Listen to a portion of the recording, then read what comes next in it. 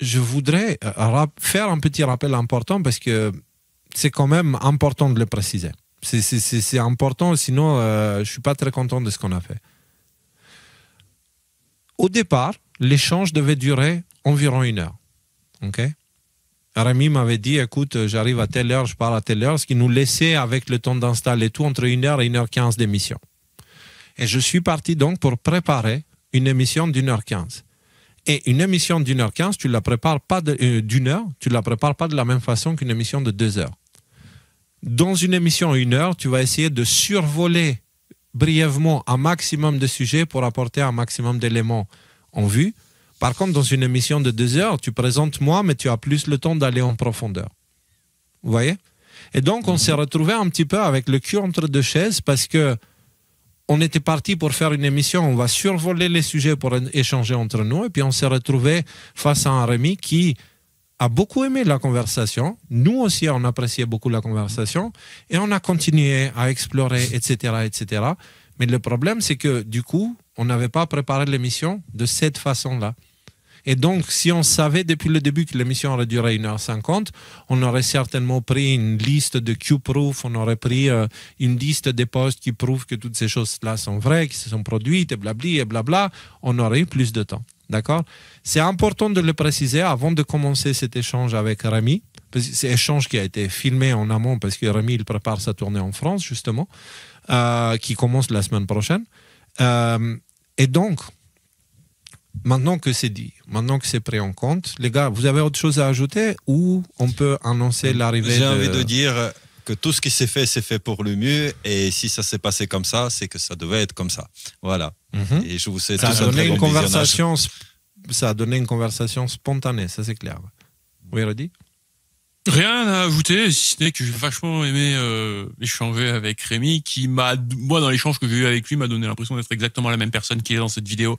Quelqu'un de simple, d'authentique, d'honnête, qui se pose des questions, et voilà quoi, et qui reconnaît quand à un moment donné il est un peu léger, qu'il a eu tort ou qu'il est prêt à changer d'avis. Moi j'ai trouvé que c'était très très enrichissant, et je suis très content de pouvoir voilà quoi, d'avoir pu échanger avec lui un petit peu pendant ces...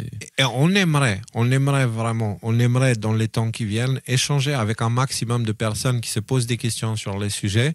C'est juste qu'à partir de maintenant, on va le faire à part, parce qu'à chaque fois qu'on a fait des émissions, on a passé 2 heures d'échange, etc. On est passé à côté d'une actualité qui était intéressante, et aussi des sujets que j'ai préparés depuis longtemps, comme Harut et Marut.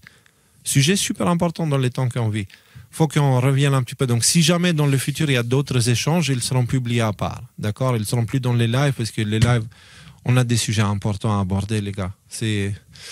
Voilà. Mais en tout cas, c'était un honneur de discuter avec Rémi, et la magie du direct va nous permettre de voyager dans le temps et de revenir le jour où on a filmé cet entretien, qui était il n'y a pas très longtemps. Et on vous présente Rémi. Bonsoir Rémi. Bonsoir Rémi. Ravi d'être là. Voilà. On est quasiment les 4 mousquetaires, on peut le dire. on a juste raté le son du début, mais on n'a pas raté la blague des 4 mousquetaires. Ouais, le reste était sur bonsoir, quelque chose d'assez classique, donc on n'a pas raté un truc énorme. C'est bon. C'est curieux que tu le dises, parce qu'on se surnommait les 3 moustiquaires à une époque. Voilà. On a même fait la tournée des 3 moustiquaires, justement.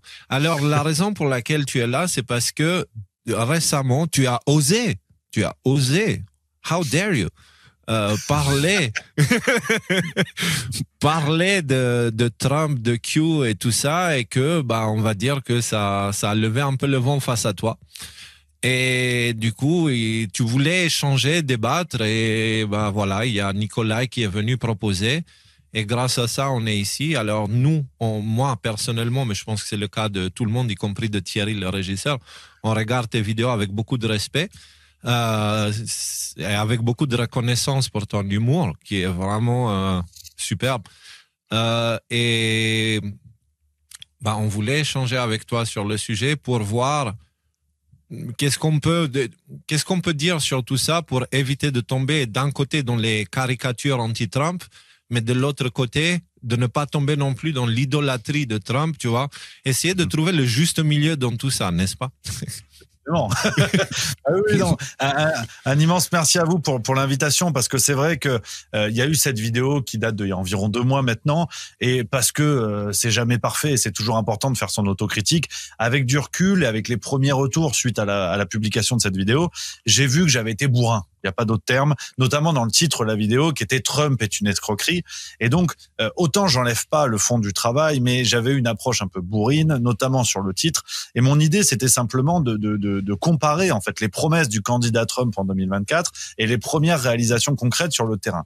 Donc, j'avais une grille de lecture assez linéaire là-dessus, où je mettais en regard les deux éléments. Et donc, autant j'enlève pas à ce travail-là, mais autant j'ai compris au vu des retours qu'il y avait toute cette communauté QAnon dont je n'ignore pas l'existence, mais pour le coup, j'ignore complètement la réalité théorique et concrète, en fait, de la pensée QAnon. Tout ce qu'il y a derrière ça, tout ce qui est expliqué par Q, je l'ignore complètement. Et en fait, il y a beaucoup de gens qui sont montés au créneau contre moi, et à raison, hein, chacun fait son truc, mais sans comprendre ou sans peut-être vouloir comprendre que je ne connaissais pas véritablement Q et que je ne demandais qu'à débattre, donc à apprendre. Parce que débattre, c'est pas forcément la bagarre, c'est aussi de dire, on va sur un terrain, tu vas m'apprendre des trucs, je vais peut-être t'apprendre des trucs, on en sortira, on sera peut-être pas d'accord, mais au moins on aura évolué. Et donc c'est pour ça que dès la sortie de cette vidéo, j'ai eu plein de critiques qui m'ont fait réfléchir, où je me suis dit effectivement, j'ai pas été bon à mettre en avant ce côté-là de mon travail, de dire, je vous donne ma pensée, mais j'ignore plein d'autres choses. Et donc, je suis très heureux d'être avec vous pour un échange où vraiment, moi, je vais apprendre des choses. On sera peut-être pas d'accord, je vous testerai sur certains trucs et vice versa. Mais c'est vraiment l'idée d'envoyer ce message-là à tous nos spectateurs, de dire, en fait, on a le droit de pas être d'accord et de discuter quand même ensemble, quoi. Malgré tout. Ça fait un peu Yannick Noah comme pensée, mais ça fait pas de mal. Mais non, moi, je trouve, justement, c'est ce qu'on est en train de dire en ce moment. Il y a un problème avec ça. Tu vois, il y a un problème avec ça et je remarque même de notre côté, nous-mêmes, même si on est du côté QAnon et tout ça, on se fait attaquer par les nôtres parce qu'on ne suit pas la pensée unique qui est formée autour de ce phénomène, tu vois. Et donc, ce qu'on essaie d'expliquer, nous, c'est qu'il y a des opérations psychologiques qui existent et qui sont... Un de leurs outils préférés, c'est le tribalisme. Le tribalisme qui consiste à entrer dans un mouvement, voir quelles sont les divergences, les accentuer à fond et ensuite forcer les gens à s'identifier à ces croyances-là. Et une fois qu'ils s'identifient à ces croyances-là, quand tu les attaques, ils ont l'impression que tu attaques la personne et ils se mettent à la défensive et ils ont des réactions exagérées. Mais pour nous, tout ça, ce sont des opérations psychologiques qui visent les gens qui se posent des questions pour les pousser, on va dire, à la caricature. Tu vois, le gars qui n'est plus capable d'argumenter et qui dit « crois ce que je dis et ferme-la », tu vois. Oui, Rudy. Là, on est dans les dérives et dans toutes les discussions qui sont déjà un petit peu pour des gens qui connaissent QAnon. Qu'est-ce que c'est la différence entre les deux? Les agendas peut-être cachés de Trump qu'on peut déduire de toutes ces choses-là. Peut-être que moi j'ai l'impression, Rémi, de ton introduction, tu as vraiment envie d'avoir les bases de ce sujet. Donc, est-ce qu'on commencerait pas par là? Avec plaisir. Justement, commençons par les bases. Alors, tout d'abord, qui est Q? Ok. Alors, un jour, en mois d'octobre 2017, un mystérieux anonyme a publié une quantité de messages sur Internet, sur 4chan particulièrement, qui est une plateforme complètement anonyme. Et ils ont retenu l'attention du public et cette attention devenait de plus en plus importante. Ces messages parlent de plein de sujets différents, mais on va prendre le premier exemple, le tout premier post qui date de 28 octobre 2017. Donc, on est à la première année de Trump, ok, qui dit que HRC, donc on imagine Hillary Clinton, son extradition, elle est déjà en cours, son passeport a été marqué pour pas qu'elle puisse bouger, attendez-vous à des manifestations massives, à des émeutes et tout ça, la garde nationale sera activée, etc., etc. Et là, tu regardes ça et tu dis, what the fuck, tu vois, qu'est-ce qui se passe? Et il continue, si vous cliquez à l'image dans notre article, il continue avec d'autres posts. Donc, vous avez ici tous les posts de Q. Alors, il y en a 4800, je sais pas combien, là, pratiquement 5000. Donc, ça, on va pas pouvoir les lire tous ce soir, j'imagine. Mais du coup, il parle de plein de sujets intéressants. Un d'eux, c'est Mockingbird, par exemple. Mockingbird, il fait référence à une opération de la CIA de prise de contrôle des titres des médias mainstream. Et pas seulement ça, mais en plus l'infiltration de Hollywood et de l'industrie musicale. Donc Mockingbird, c'est une opération de propagande pour rendre les États-Unis sexy au reste du monde. Et Mockingbird, c'est une des raisons pour laquelle on a fini avec un monde où chaque pays a deux cultures, la sienne et l'américaine. Tu vois, en France, on écoute soit de la musique française, soit de la musique en anglais. C'est très rare que, tu sais, on parle de la culture italienne et des trucs comme ça. C'est, on mange des McDo, tu vois, on regarde des films de Hollywood, on check Netflix, tout est américain. Facebook, c'est américain. X, c'est américain.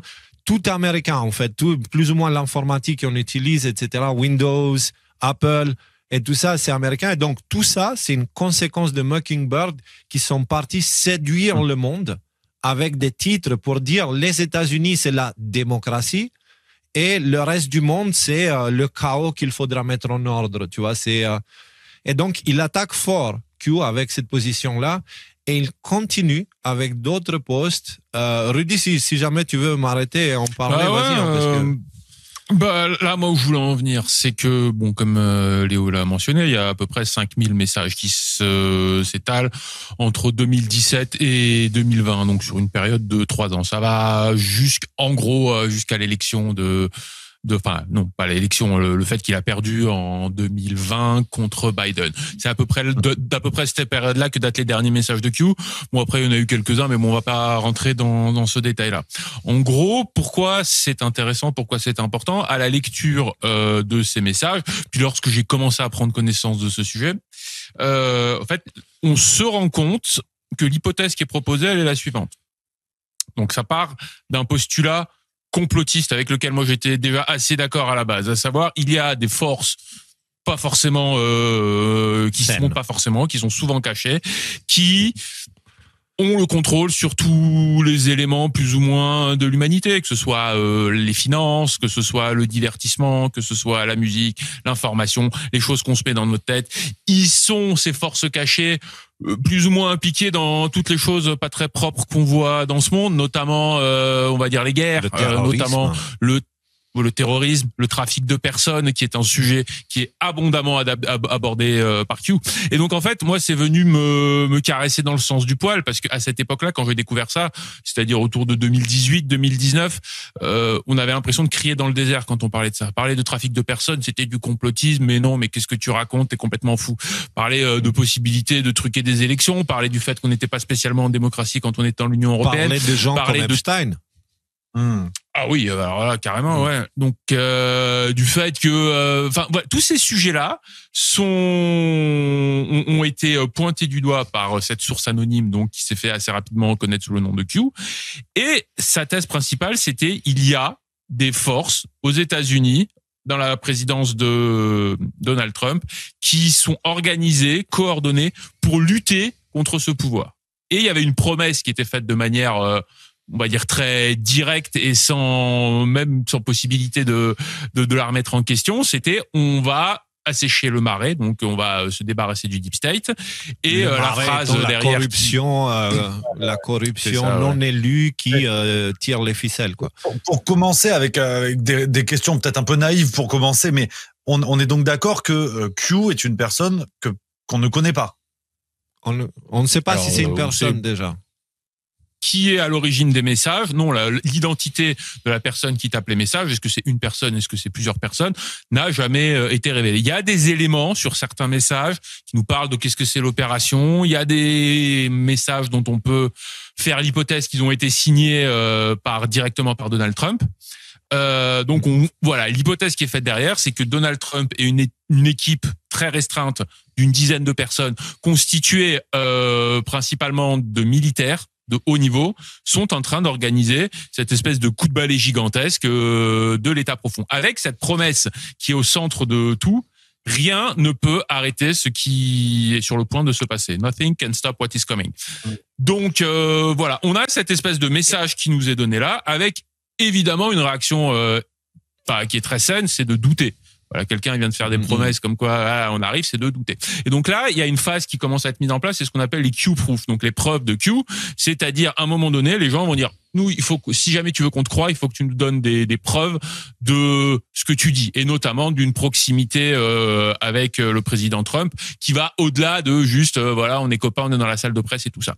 Ce qui est fait de manière très très abondante à de nombreuses reprises. Donc pendant toute une phase qui n'est plus du tout encore aujourd'hui, puis plus du tout en cours aujourd'hui, où il donne un certain nombre de preuves, de publications de photos qui n'ont jamais été publiées nulle part ailleurs. J'ai quelques exemples parce qu'on a déjà fait des articles sur ça. Donc là, j'ai ouvert un de nos articles. Par exemple, que le Trump, c'est le 17e. Il y a le numéro 17 sur la miniature de Trump, alors que 17, c'est la lettre Q. Et Trump, c'était le 45e président. Donc, c'est pas 17 qu'il aurait dû avoir. Voilà. Ici, c'est d'autres présidents avec des les t-shirts NFL, là, ou je sais pas quoi, football américain, 41 à 43, ce qui représente le nombre de présidents qu'il représente. Et Clinton, c'était le 42e, Obama à 44e, et Trump, 17. Pourquoi 17, tu vois?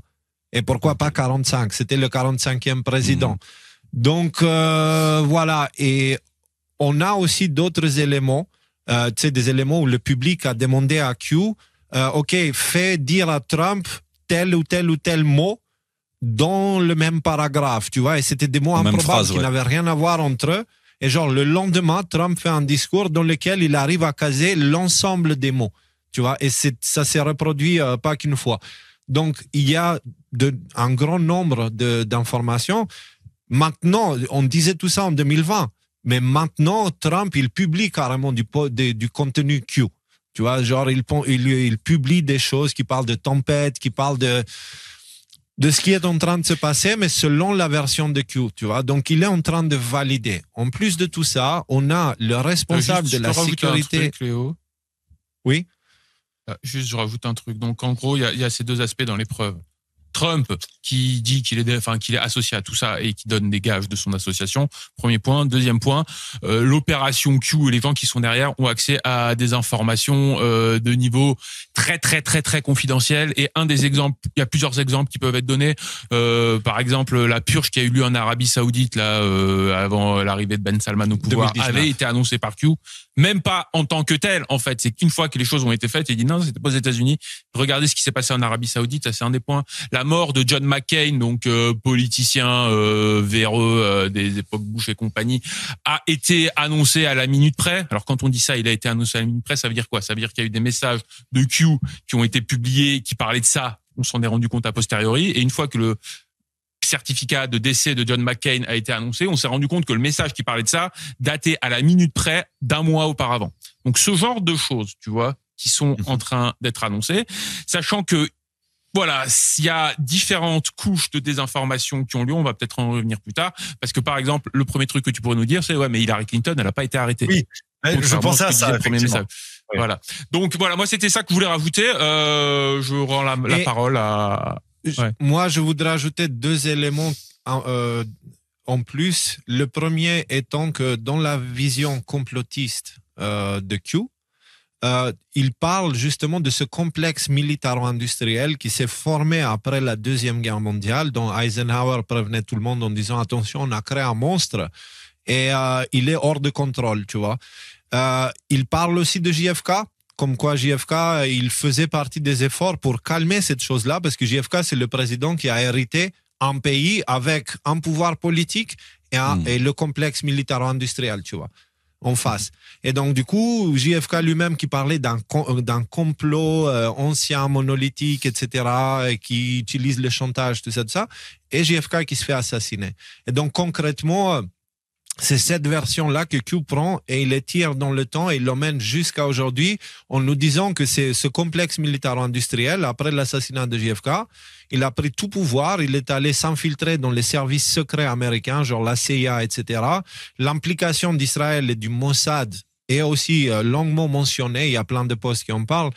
Donc, ça, c'est la première chose. Et la deuxième chose, c'est que justement, en parlant de toutes ces choses-là, Q, il dit, on est dans une situation un peu merdique. Pourquoi? Parce qu'en face, ils ont un pouvoir extraordinaire. Dans le narratif, dans la tête des gens, ils ont le contrôle de ce qui est dit. pour qu'on combatte ça, nous devons former une sorte de contre-pouvoir informationnel, tu vois. Et donc, ils encourageaient les gens à aller être actifs dans ce qu'il appelle guerre de l'information. Okay?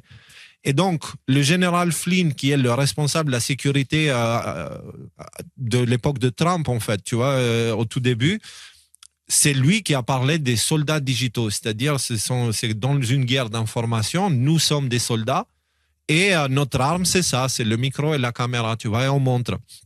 Et du coup, le général Flynn, comme Q, ensemble, ils ont poussé cette idée, soyez actifs dans l'information. Ne soyez pas passifs juste à écouter ce qu'on vous dit et puis faire rien. Soyez actifs. En ce qui me concerne, tu sais, moi, je suis dans les médias alternatifs depuis 2010, mais en 2017, j'ai tout lâché parce que j'ai vu Macron se faire élire, tu sais. Voilà, c'était prévisible ce qui allait venir par la suite et je me suis dit, OK, si chacun est pour sa gueule, alors moi aussi, je vais m'occuper de moi et ça sert à rien de faire quoi que ce soit. Là, c'est fini. Et sauf que l'arrivée de Q m'a redonné le moral parce qu'il m'a rappelé l'importance de faire attention dans cette période-là, que l'information est importante et que si nous, de notre côté, on n'essaye pas de contrer le narratif officiel qui est de la pure propagande, on va perdre cette guerre-là. Et puis, tu vois ce que je veux dire? C'est là où, effectivement, pour commencer à rentrer dans le dur, on va dire, c'est là où je peine à suivre le raisonnement. Alors, je pose les questions et je trouve ça intéressant qu'on puisse justement échanger là-dessus. C'est que, et c'est un petit peu malsain et tiré par les cheveux comme raisonnement, attention, c'est vraiment pour nourrir le débat, mais qu'est-ce qui nous garantit que Q n'est pas le nouveau visage populiste, mais je dis ça avec beaucoup de sympathie pour le terme, de l'État profond américain? De dire, dans une société américaine explosive où le contexte de guerre civile ne semble jamais avoir été aussi présent depuis le début du XXIe siècle, pour calmer les ardeurs du peuple, pourquoi ne pas fabriquer tout un ensemble de visages et de théories qui vont permettre de gagner du temps en jouant le rôle de soupape et en disant, on va chasser une propagande pour une autre, un État profond pour un autre, mais qu'en vérité, si on est complotiste plus, cinquième dan, on pourrait estimer que Q soit peut-être le nouveau visage de l'État profond. Opération Je peux Trust, le prendre ensemble. Celle-là. Donc voilà, exactement, l'opération Trust, histoire de donner une espèce de faux espoir pour essayer de désamorcer tout ça. C'est un argument qui est extrêmement pertinent, qui est souvent un des premiers arguments qui sont sortis. Moi, je vais te donner ma version de pourquoi ça tient pas la route. Il y a plusieurs choses. En admettant que Q soit une espèce de faux sauveur mis en avant par l'État profond pour essayer de désamorcer des gens qui se posent un peu trop de questions, pour moi, ça ne tient pas la route pour plusieurs raisons. La première raison, c'est que il y a eu, si tu regardes l'état de l'infrastructure informationnelle mainstream en 2018, 2017, au moment où ça commence, et l'état où elle en est aujourd'hui, l'État profond a perdu cette arme fondamentale qui est les médias mainstream et leur capacité à raconter un narratif, à imposer un narratif aux gens. Les médias mainstream, aujourd'hui, il y a beaucoup moins de gens qui les croient que ce que ça pouvait être le cas il y a 7 ou 8 ans. Et ça, c'est pas moi qui le dis. Tous les sondages, même les sondages les plus mainstream, vont dans ce sens-là. Donc, est-ce que cette volonté de neutraliser quelques complotistes qui servaient à rien, j'en faisais partie des complotistes qui servaient à rien. Tu gueulais sur Facebook, tu faisais des pages et des pages et des pages de texte que personne ne lisait, personne ne changeait jamais d'avis et tout le monde te prenait pour un dingue derrière. Donc, pour neutraliser ces gens-là, ils auraient dû renoncer ou en tout cas sacrifier leur arme la plus puissante, à savoir le narratif mainstream.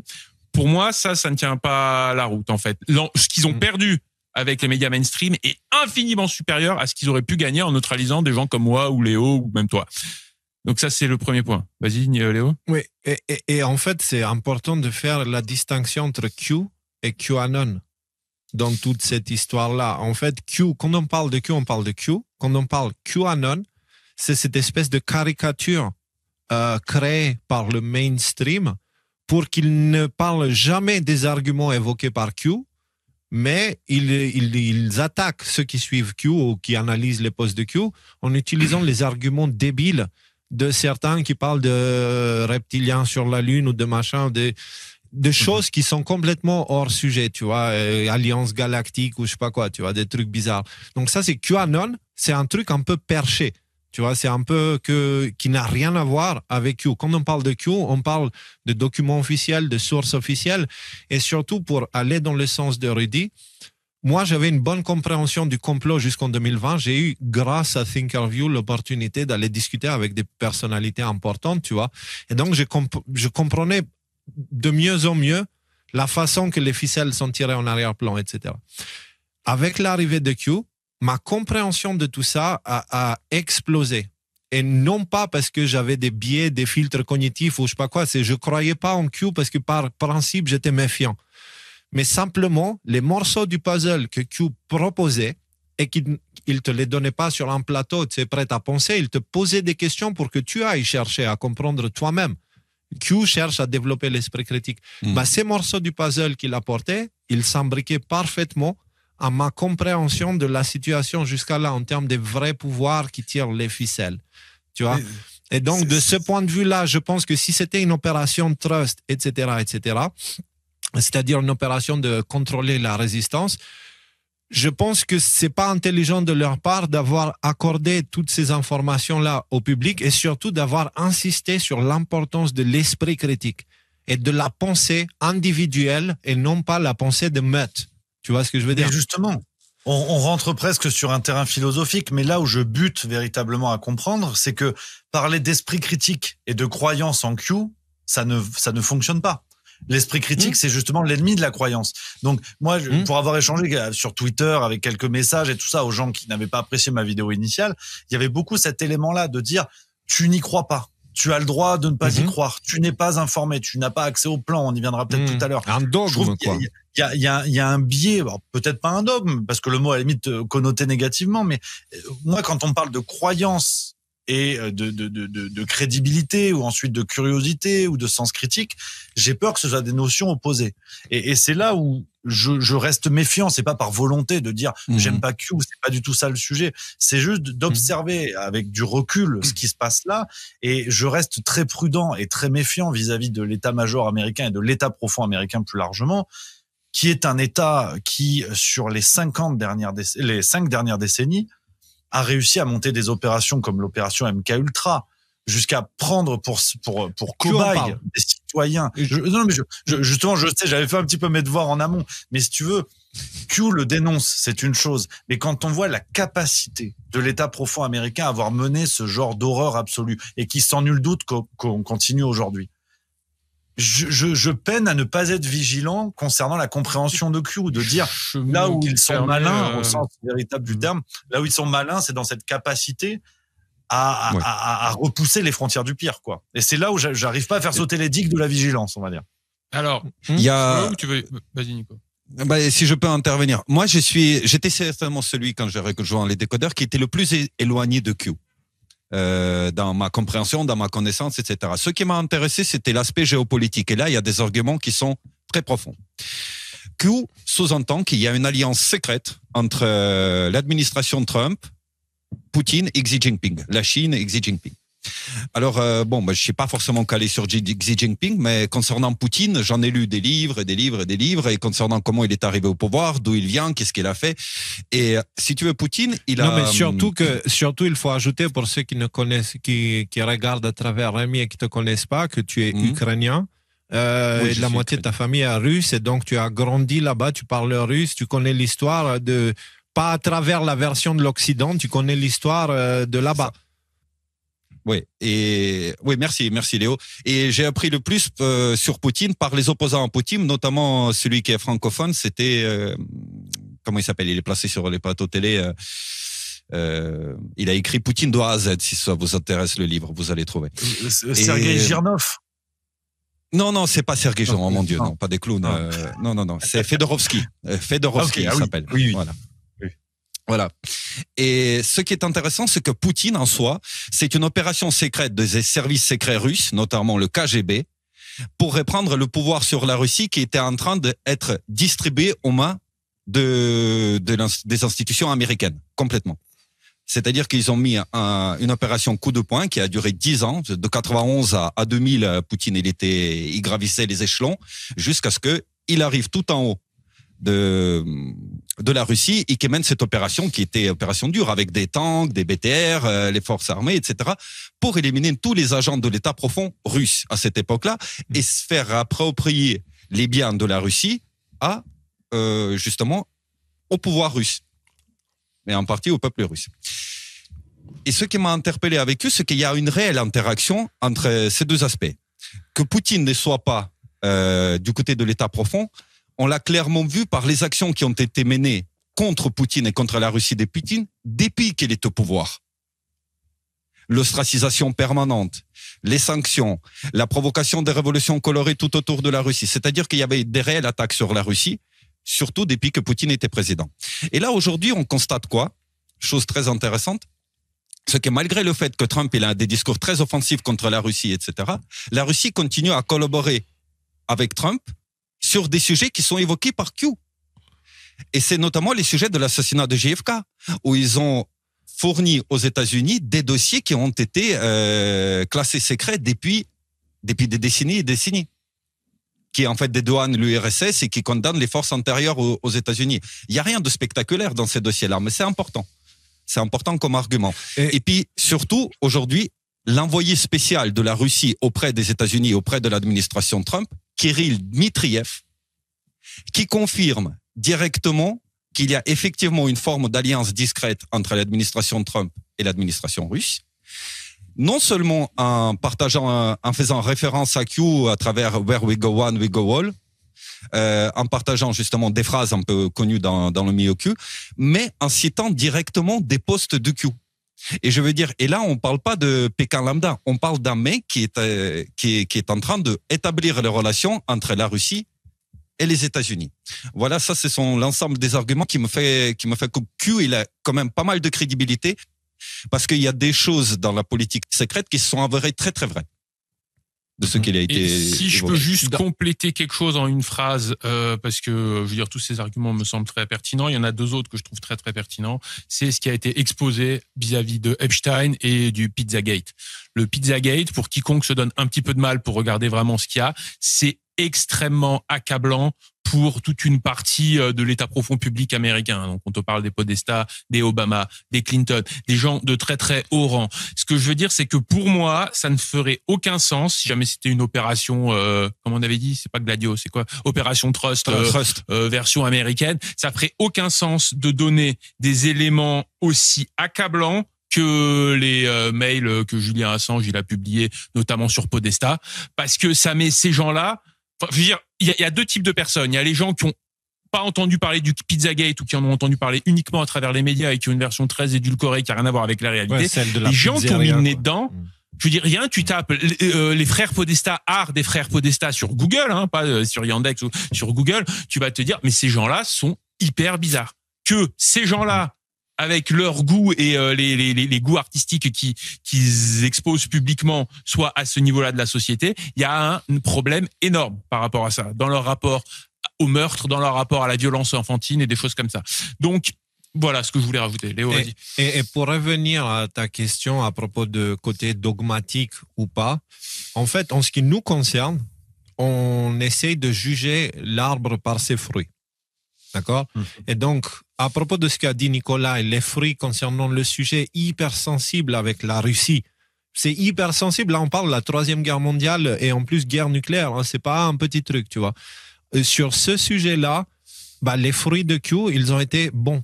Parce que il nous a permis de comprendre un poil en avance et surtout quand des informations sont sorties à propos de la guerre en Ukraine, quand la guerre a commencé là-bas, tu vois, on avait une version très différente. Les médias mainstream parlaient du méchant russe qui va aller là-bas, alors que du côté de Q, ils nous disaient attention parce que l'État profond en Ukraine, ils font la fête, ils ont des biolabs, ils font du trafic d'humains, etc., etc. Donc on avait une vision très différente. Et donc quand on regarde les fruits sur ce sujet-là, ils sont bons. Quand tu regardes les fruits sur la compréhension des opérations de la CIA de manipulation psychologique comme MKUltra, Alice au pays des merveilles, c'est aussi une autre technique, la moins connue de toutes, mais c'est celle qui englobe l'ensemble des techniques de manipulation. Quand on regarde les fruits, de ce côté-là, bah, les fruits de Q sont bons. Encore une fois. Donc, voilà, c'est comme ça qu'on juge. Et nous, on ne fait pas partie, il y en a qui sont tombés dans une sorte de dogme. Nous, on ne fait pas partie de cela, on essaie de garder un esprit critique et peu importe. Moi, je me méfie un peu de Trump parce que je me dis, tu sais, je me rappelle de cette vidéo, les chats et la souris, tu sais, où c'est des souris qui élissent des chats au pouvoir. Et puis, ce n'est plus le chat noir, c'est le chat blanc qui vient au pouvoir, tu vois. Et donc, Trump, pour moi, c'est un chat blanc. Alors, malgré cette vision-là, quand je regarde les fruits de ce qui se passe, c'est incroyable. C'est vraiment, j'ai du mal à croire que c'est réellement en train d'arriver. Pour te donner un exemple, tu parlais justement des personnalités importantes et l'état profond, comment on peut savoir qu'ils sont réellement attaqués. Récemment, on a eu l'inculpation de John Bolton. John Bolton, c'est quelqu'un de qui je parlais déjà à l'époque, j'ai un doute, tu vois.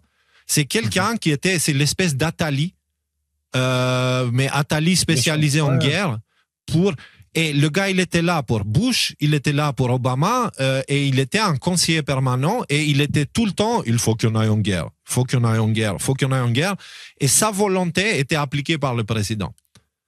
Trump, il l'a pris, il l'a mis devant tout le monde, parce que personne connaissait ce mec-là, tu vois, donc il l'a pris, il l'a mis à ses côtés, il a dit, hey, regardez mon pote John Bolton, je vais le laisser gérer un petit peu la situation, il le laisse gérer la situation part en vrille. Elle dit, hey, mon copain John Bolton, là, il est pas cool. Et donc, du coup, qu'est-ce qu'on a maintenant? On a l'inculpation d'une des créatures les plus affreuses de l'état profond. Inculpation, hein, on n'est plus dans on se pose des questions, mais il a été inculpé. Donc, il est obligé maintenant de se rendre pour être jugé, enfin, voilà, comparé en justice, etc. Et ça, pour moi, c'est un coup, je m'y attendais pas. Ça m'a surpris parce que John Bolton, c'est vraiment... C'est l'intermédiaire entre le complexe militaro-industriel et le pouvoir politique. Il a été enlevé. L'équivalent de Dick Cheney. Voilà. Alors, et donc, si tu veux, c'est les fruits. Toujours, on regarde les fruits avant de juger. Voilà. Il y a plusieurs éléments sur ça. Et moi, c'est là où j'arrive pas à souscrire à ce logiciel, c'est que je comprends cette logique de fruits qui, si j'ai bien compris, pour la plupart, sont quand même des fruits du discours. C'est-à-dire Q qui va sortir des éléments et comme tu disais tout à l'heure, Léo, la pièce du puzzle rentre là où elle est censée rentrer. Donc ça, j'entends. Par contre, dans la matérialisation concrète, dans les faits, et c'est là où ma vidéo manque sûrement de recul, n'ayant pas connaissance de tous les messages de Q et de ce que vous m'expliquez là sur certaines lignes, dans ma vidéo, c'est vrai que je me suis contenté de promesses, réalisations concrètes. Et ce qui a fait que j'ai réalisé cette vidéo et que je l'ai publiée, c'était l'affaire Epstein. Avec Juste Milieu, je m'engage beaucoup contre la pédocriminalité. Modestement, hein, il y a des associations sur le terrain qui font un travail énorme et à qui voilà, j'envoie tout mon soutien. On essaie de faire ce qu'on peut pour visibiliser la lutte contre la pédocriminalité. Et l'affaire Epstein, avant même l'élection de Trump, j'avais dit dans une de mes émissions, si Trump a instrumentalisé l'affaire Epstein pour se faire élire, en sachant que c'est un sujet de premier plan extrêmement sensible et pour lesquels beaucoup d'électeurs, des millions d'Américains souhaitent qu'il y ait des suites et des poursuites surtout et des condamnations, si Trump a instrumentalisé ça et que in fine il se passe rien, ça voudra dire qu'il y a un problème avec Trump. Donc j'ai essayé d'être cohérent avec moi-même. Peut-être que la vidéo était pas assez juste, pas assez correcte, que je n'avais pas connaissance du plan, de tout ça. Tu dois pas toujours dénigrer ton travail ou le rabaisser. Tu as le droit de te poser des questions et il n'y a pas de questions idiotes. Ce qui peut être idiot, c'est les réactions aux questions. Ça, je trouve qu'il est important aussi de faire l'autocritique et d'étudier ses propres angles morts. Par contre, sur l'affaire Epstein, j'entends cette logique de fruits, j'entends bien cette logique d'annonce de Q, mais ce qu'on peut constater aujourd'hui avec l'affaire Epstein, c'est qu'on est passé par de drôles d'états. Quelqu'un comme Monsieur Patel, qui avant d'être nommé nous disait que il y avait une liste et que dès qu'il allait entrer en poste, elle allait être publiée. Bon, bah, finalement, il a été mis en poste, à la tête du FBI. Il y a eu des influenceurs et des journalistes américains qui ont été conviés pour recevoir une première partie des documents déclassifiés qui étaient encore plus caviardés que ce qui avait été révélé jusqu'à présent. Et maintenant, Monsieur Patel nous dit, en fait, il n'y a pas de liste. Et Monsieur Trump a expliqué que c'était un canular monté par les démocrates. Alors, sur ça, pour éviter, évidemment, de m'arrêter à une seule version, je suis allé écouter ce qui se disait, notamment du côté de Monsieur Alexis Cossette, qui disait, non, mais en fait, Donald Trump prend sur lui la responsabilité de tout ça pour faire parler du sujet Epstein en vue à ce qu'un jour, dans quelques temps, les véritables responsables soient poursuivis. Mais en attendant, il se passe rien. En attendant, Virginia Giuffre s'est suicidée il y a quelques semaines. En attendant, les victimes sont toujours victimes. Il y a personne qui a été dédommagé. Il y a personne qui a été poursuivi. Alors, il y a Madame Maxwell qui est toujours en prison et on apprenait il y a 1 mois et demi que peut-être qu'elle allait donner des noms, ce qui faisait d'elle une sorte d'allié objectif objectif du camp Trump. Moi, sur l'affaire Epstein, à vrai dire, je suis complètement perdu. Je m'attendais à ce qu'effectivement, là, il y ait un coup de marteau dans le mur de l'État profond où on allait voir toutes ces pourritures de la politique, du showbiz, de la culture, des médias qui étaient nommées dans cette affaire. Et finalement, il se passe pas grand-chose. Est-ce que tu veux la prendre, Léo, ou est-ce que je la prends moi ? Alors, moi, je pense si là, on entre dans le sujet Israël. OK ? On parle d'Epstein. Oui, complètement. Inévitablement, on va dans le sujet Israël. Premièrement, je voudrais dire qu'il n'y a pas de personnes plus compétentes qu'Alexis Cossette de Radio-Québec sur les sujets-là pour apporter la vision Q dans son ensemble. C'est quelqu'un qui a travaillé dedans, qui a passé depuis le début, en fait, il suit l'affaire de très près. Et voilà, à propos de ça, je voulais vraiment préciser que nous, on fait un travail, on va dire, avec un peu de hauteur, mais lui, il va au pixel près. Et donc, il est très pertinent et compétent pour apporter cette version-là. Nous, on va faire au mieux pour apporter ce que nous avons compris, parce qu'encore une fois, Q, il ne livre pas tout sur un plateau prêt à penser.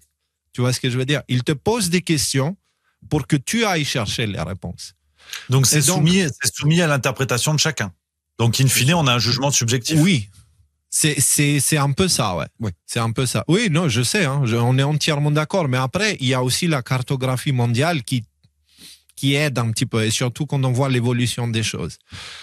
Pourquoi, si on parle d'Epstein, on parle inévitablement d'Israël? C'est parce que cette histoire d'Epstein, aujourd'hui, c'est officiel. On sait que Epstein était un agent du Mossad. On sait que Ghislaine Maxwell est aussi du Mossad, étant donné que son père, il est historiquement connu pour avoir été un grand magouilleur pour le Mossad. Et donc, qu'est-ce qu'elle nous raconte, cette histoire d'Epstein, telle qu'elle est présentée au public jusqu'à présent? Que Jeffrey Epstein, à travers ces lieux où il faisait des choses bizarres, tu vois, notamment l'île d'Epstein, mais il n'y avait pas que ça, il y avait des appartements partout, y compris plusieurs en France.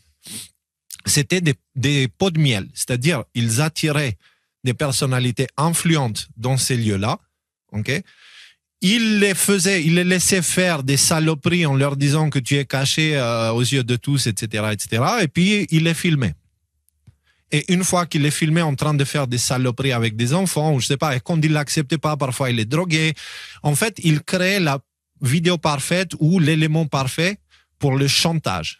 Et du coup, il prenait comme ça le contrôle de personnalités influentes et importantes en les forçant de suivre un narratif ou une certaine version.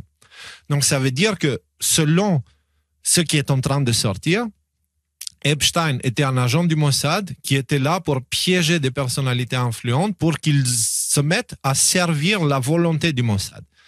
C'est pas rien, déjà, comme révélation. Okay? Si on regarde, il y a des documents, il y a des choses qui sont sorties qui le montrent, hein. Ah oui, non, mais c'est Julian Assange. Le livre, c'est l'enquête de Dylan Howard sur l'affaire Epstein. Oui. Mais après, pour comprendre ce qui est en train de se passer, il faut vraiment étudier les postes de Q à propos de ce qu'il dit sur Israël. Okay? Pour Q, Israël, c'est le sujet le plus sensible qui est gardé pour la fin pour une raison spécifique. Il ne précise pas laquelle, mais on pense que c'est parce que là-bas qui est allé se cacher, on va dire, la source du chaos qui englobe le monde. Sauf que Q évite de tomber dans la caricature. Tu sais, il essaye de faire la différence entre Israël avec son État corrompu, Netanyahou, tu sais, qui est globaliste corrompu, avec des envies de réaliser des prophéties de je sais pas quoi. Ils sont un peu starbés, dévissés dans le crâne, tu vois. Mais il fait la différence entre ça, le peuple israélien, tu vois, le peuple palestinien. Tu vois, donc, ce qu'il t'explique, Q, c'est que l'État profond, c'est juste un acteur très, très, très important. Ce sont les pro-sionistes aux États-Unis et notamment dans les sphères de pouvoir américaines, qui, à mon avis, est une des raisons principales pour lesquelles le sujet d'Israël est gardé pour la fin. Parce que, je veux dire, c'est très, très difficile d'avoir le moindre mot anti-israélien dans la scène politique américaine actuelle. Et jusque donc, dans l'entourage de Donald Trump lui-même. Exactement. Quand tu vois comment Q parle d'Israël, de l'État d'Israël et comment ils peuvent tirer les ficelles, contrôler les gens, etc., etc., en fait, tu te dis que, OK, là, on parle de quelque chose de vraiment très sérieux, comme Rudy vient de le mentionner. Il y a des gens qui sont au gouvernement américain qui sont contrôlés par eux, tu vois. Et donc, du coup, si tu tires cette ficelle-là, il y a moyen que tu fasses effondrer tout le système, parce que tout le système est infiltré.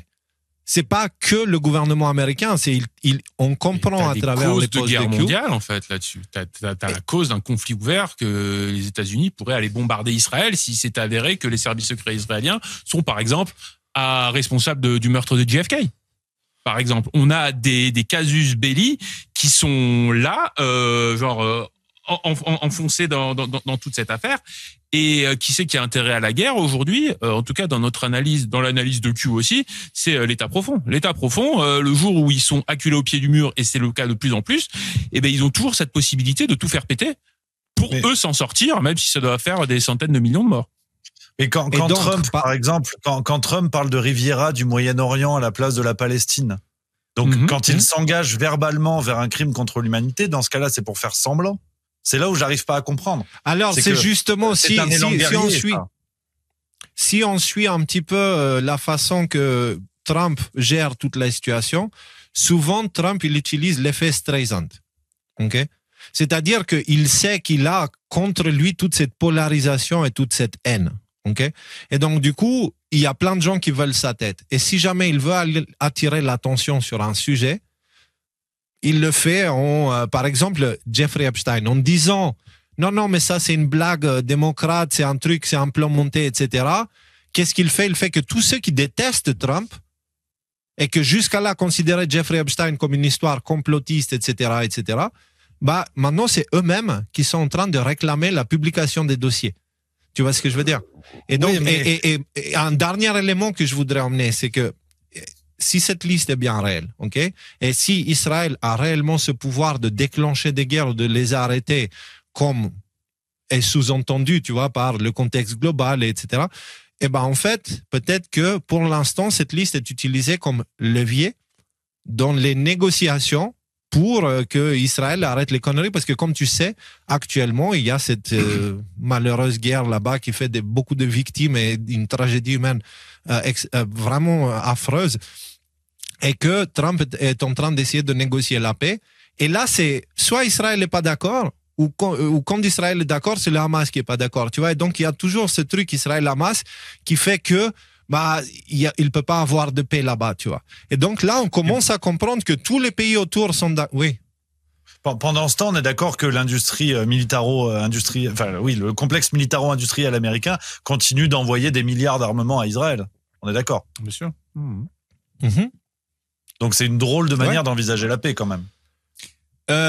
Ouais, mais c'est pas. Il faut faire la différence entre ce que Trump demande, parce que ce qu'on a vu avec l'arrivée de Trump en janvier, c'est la rébellion des institutions américaines contre le président lui-même.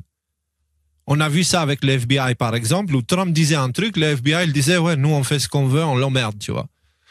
CIA, bon, la même chose, mais CIA ils font ça depuis toujours. Et donc il y a une sorte de rébellion contre ce que Trump fait, et il est obligé de faire avec ce qu'il a entre les mains. Et encore une fois, à cause de cette histoire de... Je sais ce que tu vas dire, mais encore une fois, jugé par les fruits. Laisse-moi te montrer juste deux, trois petites choses. Premièrement, je ne sais pas si tu as suivi récemment, mais on a eu, suite à la mort de Virginia Giuffre, la publication du New York Times, qui parlait de comme quoi Giuffre serait victime de Moubarak, tu sais, de viol, etc., quand elle était enfant, de Moubarak qui était... voilà, vous voyez qui c'est à propos d'Israël quand même. Et donc, à travers cette histoire, à travers cette affaire Epstein, ce qu'on est en train de voir, c'est que les leaders politiques israéliens, ils sont un peu tarés, si tu veux. Ça, c'est la première chose, et ça attaque directement la crédibilité du pouvoir politique israélien directement, et ça, c'est très récent, ça, 1 semaine ou 2 semaines. Ok. Deuxièmement, on a eu récemment, c'est là. Le vice-président des États-Unis a renoncé au rituel du baiser sur le mur d'Israël, préférant visiter l'église Saint-Sépulcre, et a déclaré au monde entier que le vote d'Israël en faveur de l'annexation de la Cisjordanie était stupide et ne se reproduirait pas. Pas seulement ça, mais ils l'ont proposé à ce qu'on accorde beaucoup plus d'importance à la communauté chrétienne là-bas, tout en ignorant tu sais, les choses classiques que les politiciens ils vont aller faire là-bas pour baisser la tête et se soumettre. Donc là, on n'a pas eu ça. En ce qui me concerne, moi, ça me rappelle un petit peu la couronne de Napoléon, tu vois. Que pour lui, ce n'est pas lui qui est allé au pape pour qu'il lui mette la couronne, il a appelé le pape de venir de se soumettre à Napoléon. Là, on a plus ou moins le même genre de choses. Donc, encore une fois, on juge l'arbre par ses fruits et pour l'instant, je vois que Trump tient un discours, mais de l'autre côté, les actions et la façon que les choses évoluent, j'ai l'impression qu'elles vont dans le bon sens. Voilà. Je pense à l'inverse que... Pardon, vas-y, excuse-moi. Juste un truc, une des réflexes que nous, on a pris, puis beaucoup de gens qui sont un petit peu dans notre cas et qui analysent avec un prisme proche du nôtre ce qui se passe aux États-Unis, on arrive à cette règle. Trump, il faut pas regarder ce qu'il dit, il faut regarder ce qu'il fait. Parce que si jamais tu fais la liste de tout ce qu'il a dit et que au final ses actes sont allés dans un sens complètement différent de ce qu'il a dit, je veux dire, il y a énormément d'exemples qui vont dans ce sens-là. Donc Trump, regardez ce qu'il fait et non pas ce qu'il dit. Voilà. Covid et Fauci. Alors c'est là où sûrement que pour un esprit, on va dire un esprit hors Q qui n'est pas dans cette galaxie-là, qui n'a pas le contact avec ces connaissances-là. Honnêtement, ça me semble absurde. Non pas parce que je prends plaisir à dire que c'est absurde. Je dis juste que si on renverse ce type de raisonnement et qu'on explique la même chose sur les démocrates, est-ce que vous allez le prendre au sérieux? Est-ce que vous allez prendre au sérieux le fait que on explique qu'un président américain, en vérité quel qu'il soit, on s'en moque, tout ce qu'il fasse, tout ce qu'il dise, en fait, ça a toujours un sens positif. Quand il dit des choses mauvaises, en fait, on va nous dire non, mais regardez ce qu'il fait. Quand il fait des choses mauvaises, on nous dit non, mais en fait, c'est parce qu'il y a d'autres choses qui vont arriver. Quand il ne fait pas certaines choses, on nous dit mais parce qu'en fait, ça va arriver. Il y a un système de pensée parfait qui me fait penser un petit peu à l'escroquerie de Freud sur la psychanalyse. Non pas la psychanalyse en tant que telle, mais vraiment Freud, qui nous dit, en fait, c'est très simple. Tu vas chez un psychanalyste, tu payes très cher. Soit t'as envie de coucher avec ta mère, soit t'as pas envie et tu refoules. Donc c'est très pratique. La théorie de l'inconscient, c'est extrêmement binaire.